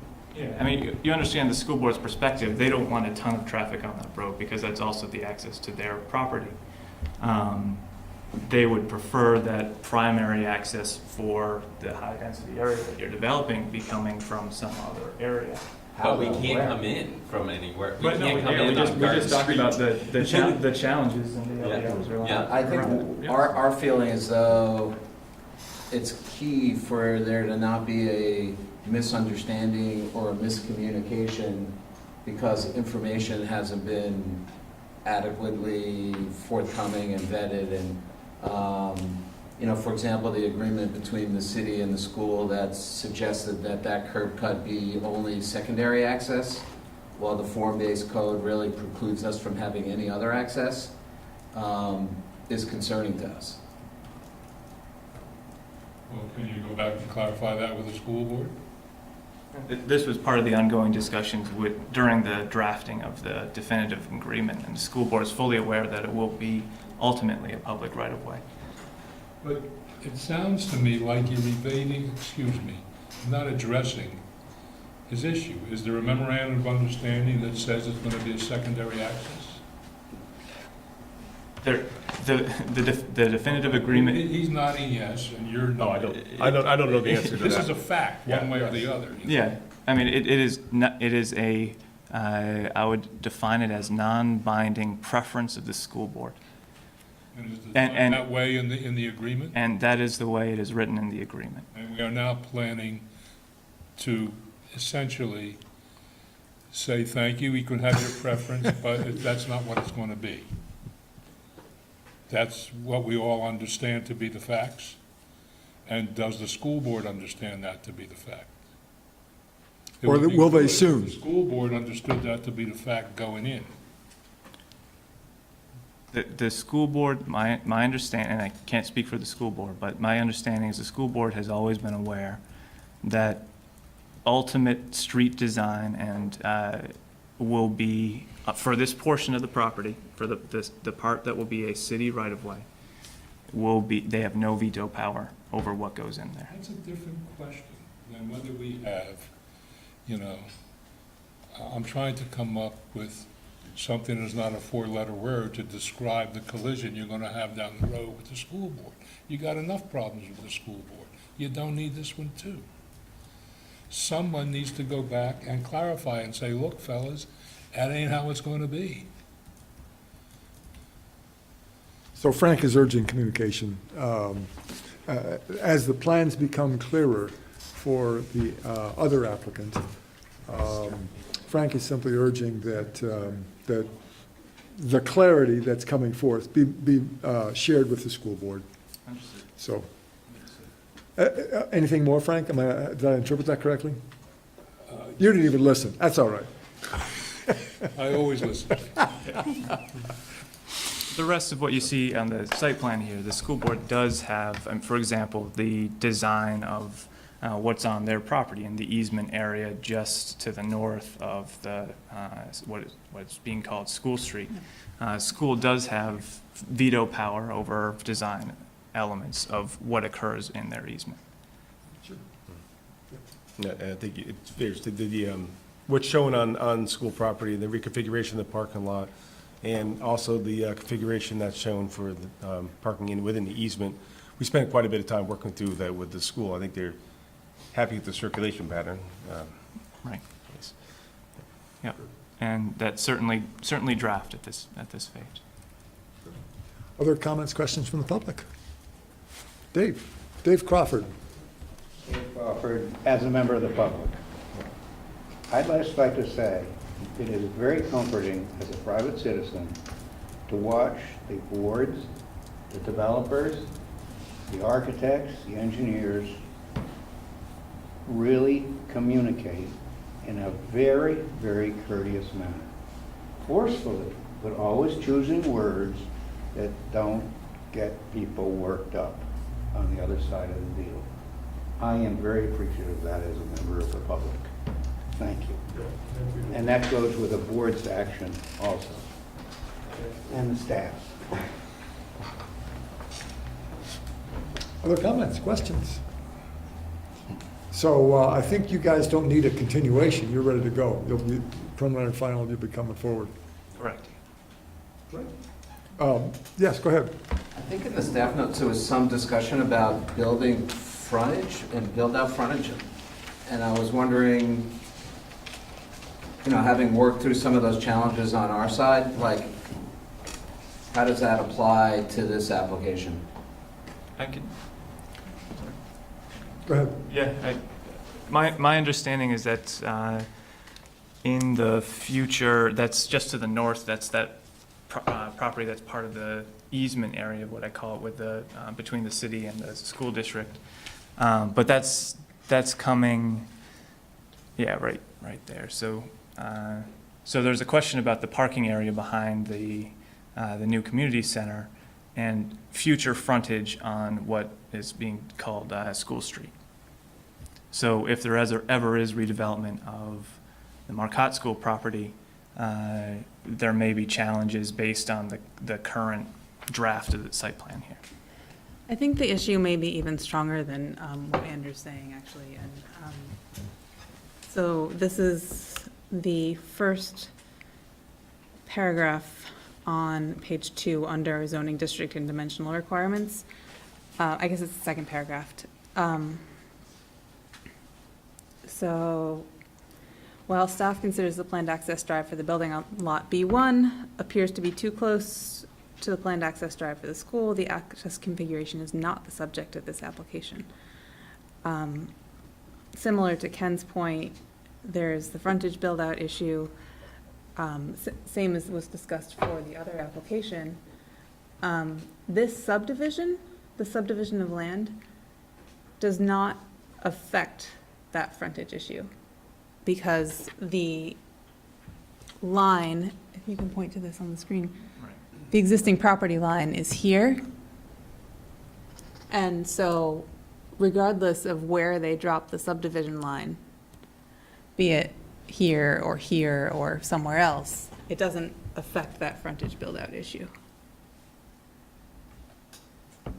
So how, I have a question then. How, based upon our last discussion on the conditional use determination, how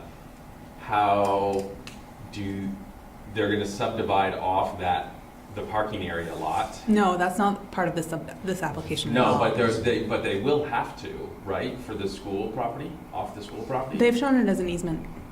As an easement. So an easement wouldn't apply to a form-based code?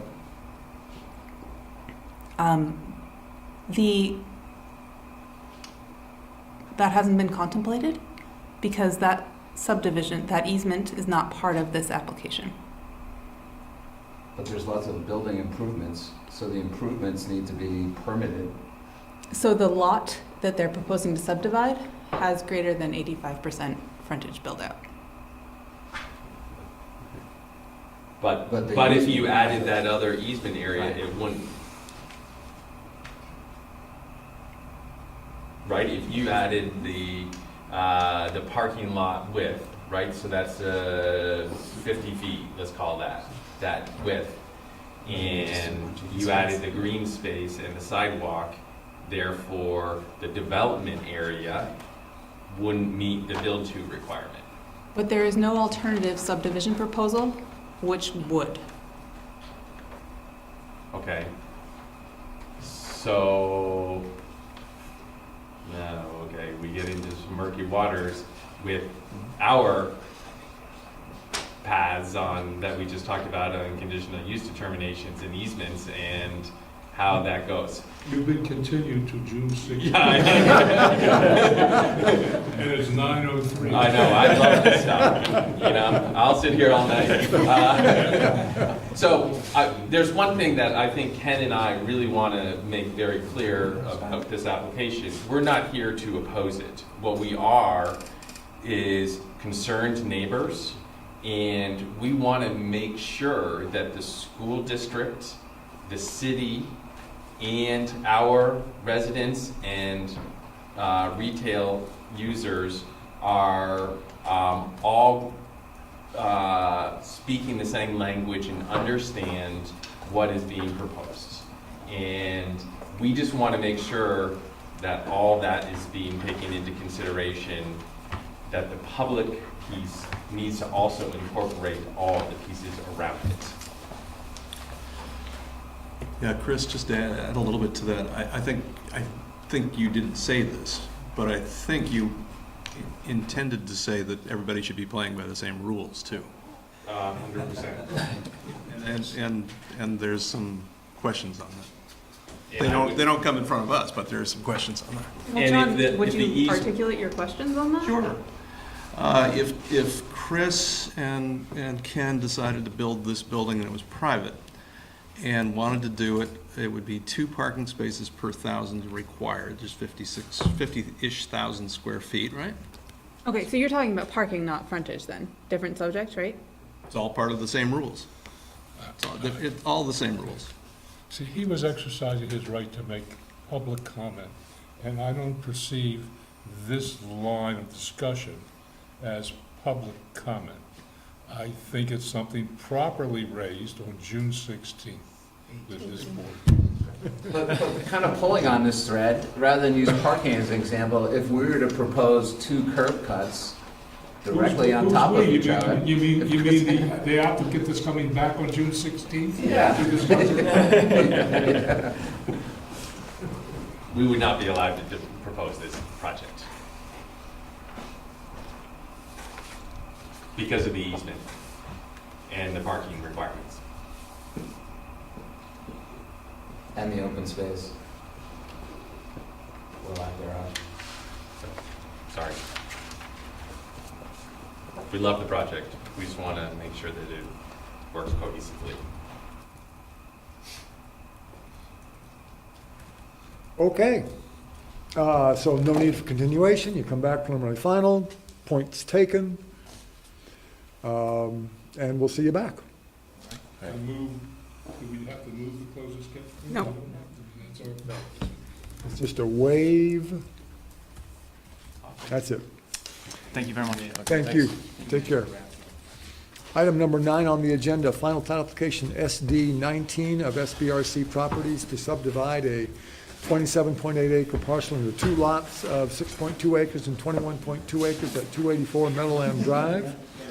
And the following item number, the 10, site plan application SP 1907 of SBRC Properties, construct a 25,560 square foot building, 31-foot high warehouse building, paved parking area and associated site improvements on a proposed 6.2 acre lot at 284 Meadowland Drive. Both of these have requested continuation to May 21st, and we're good with that? So a little bit of comment on that. These two applications are for the same property. The engineer for the project has determined they need to involve a separate property, a second property, in order to design their stormwater. Oh, okay. So they will also be applying for a second site plan application. Public noticing requirements have long passed for May 21st. Okay. So that would be the earliest that could potentially be in, and I don't have that application on my desk, but the earliest that could potentially be heard would be June 18th. If the board wanted, I'm surprised Tim left, if the board wanted to hear all 3 of these things together, they would continue it to June 18th.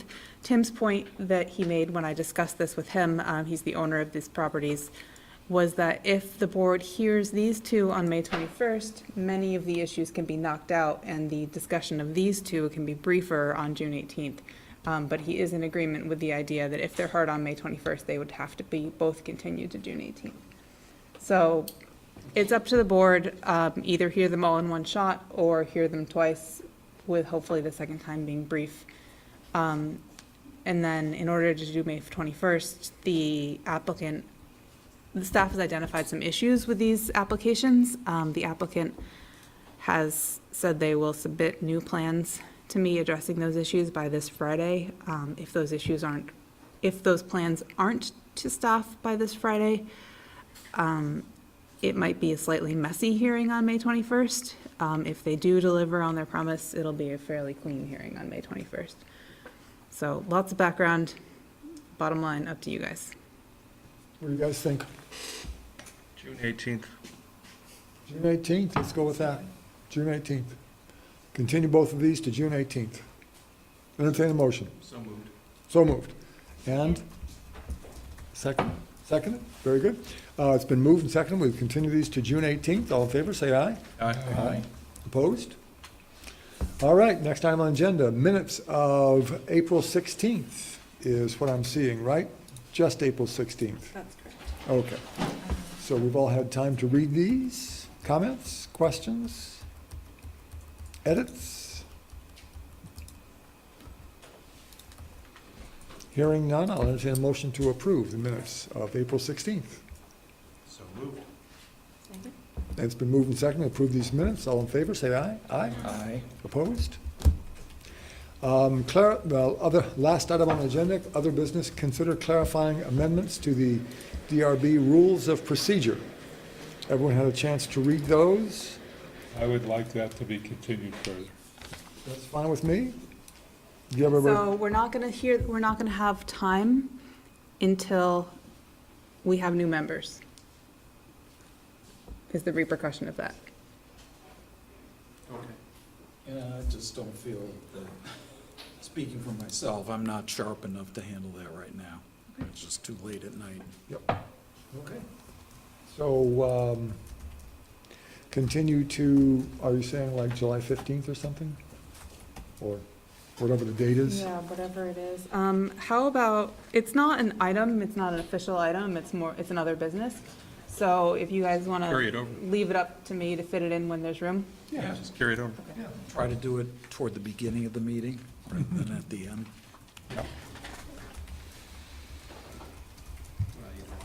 Carry the public through that if you don't have to. Right, Yeah. right. I wonder if there's a better way to do it. I mean, it's supposed to be discussed in a public session. It's not like we can do it in a deliberative session. Any suggestions for not making the public sit through it? Pick a distant date. I don't mean that facetiously. I mean, pick a date where we're not crowded up and where people have more time to read. And that, nail it down and put it on the agenda as an item. Yeah. Maybe pick With an public agenda that notice. doesn't have a lot of members of the public attending for other Needs to be a reasons. quiet agenda, yeah. Yeah, so we're not doing this after 9:00. Hit the early bird specialty. I had quite a day at work today, just saying. All right, so we'll leave that up to Marla. All right, very good. So that is the end of the South Burlington Development Review Board for May 7th, 2019. Thank you very much for joining, and good night. We've got a draft. We've got a draft decision.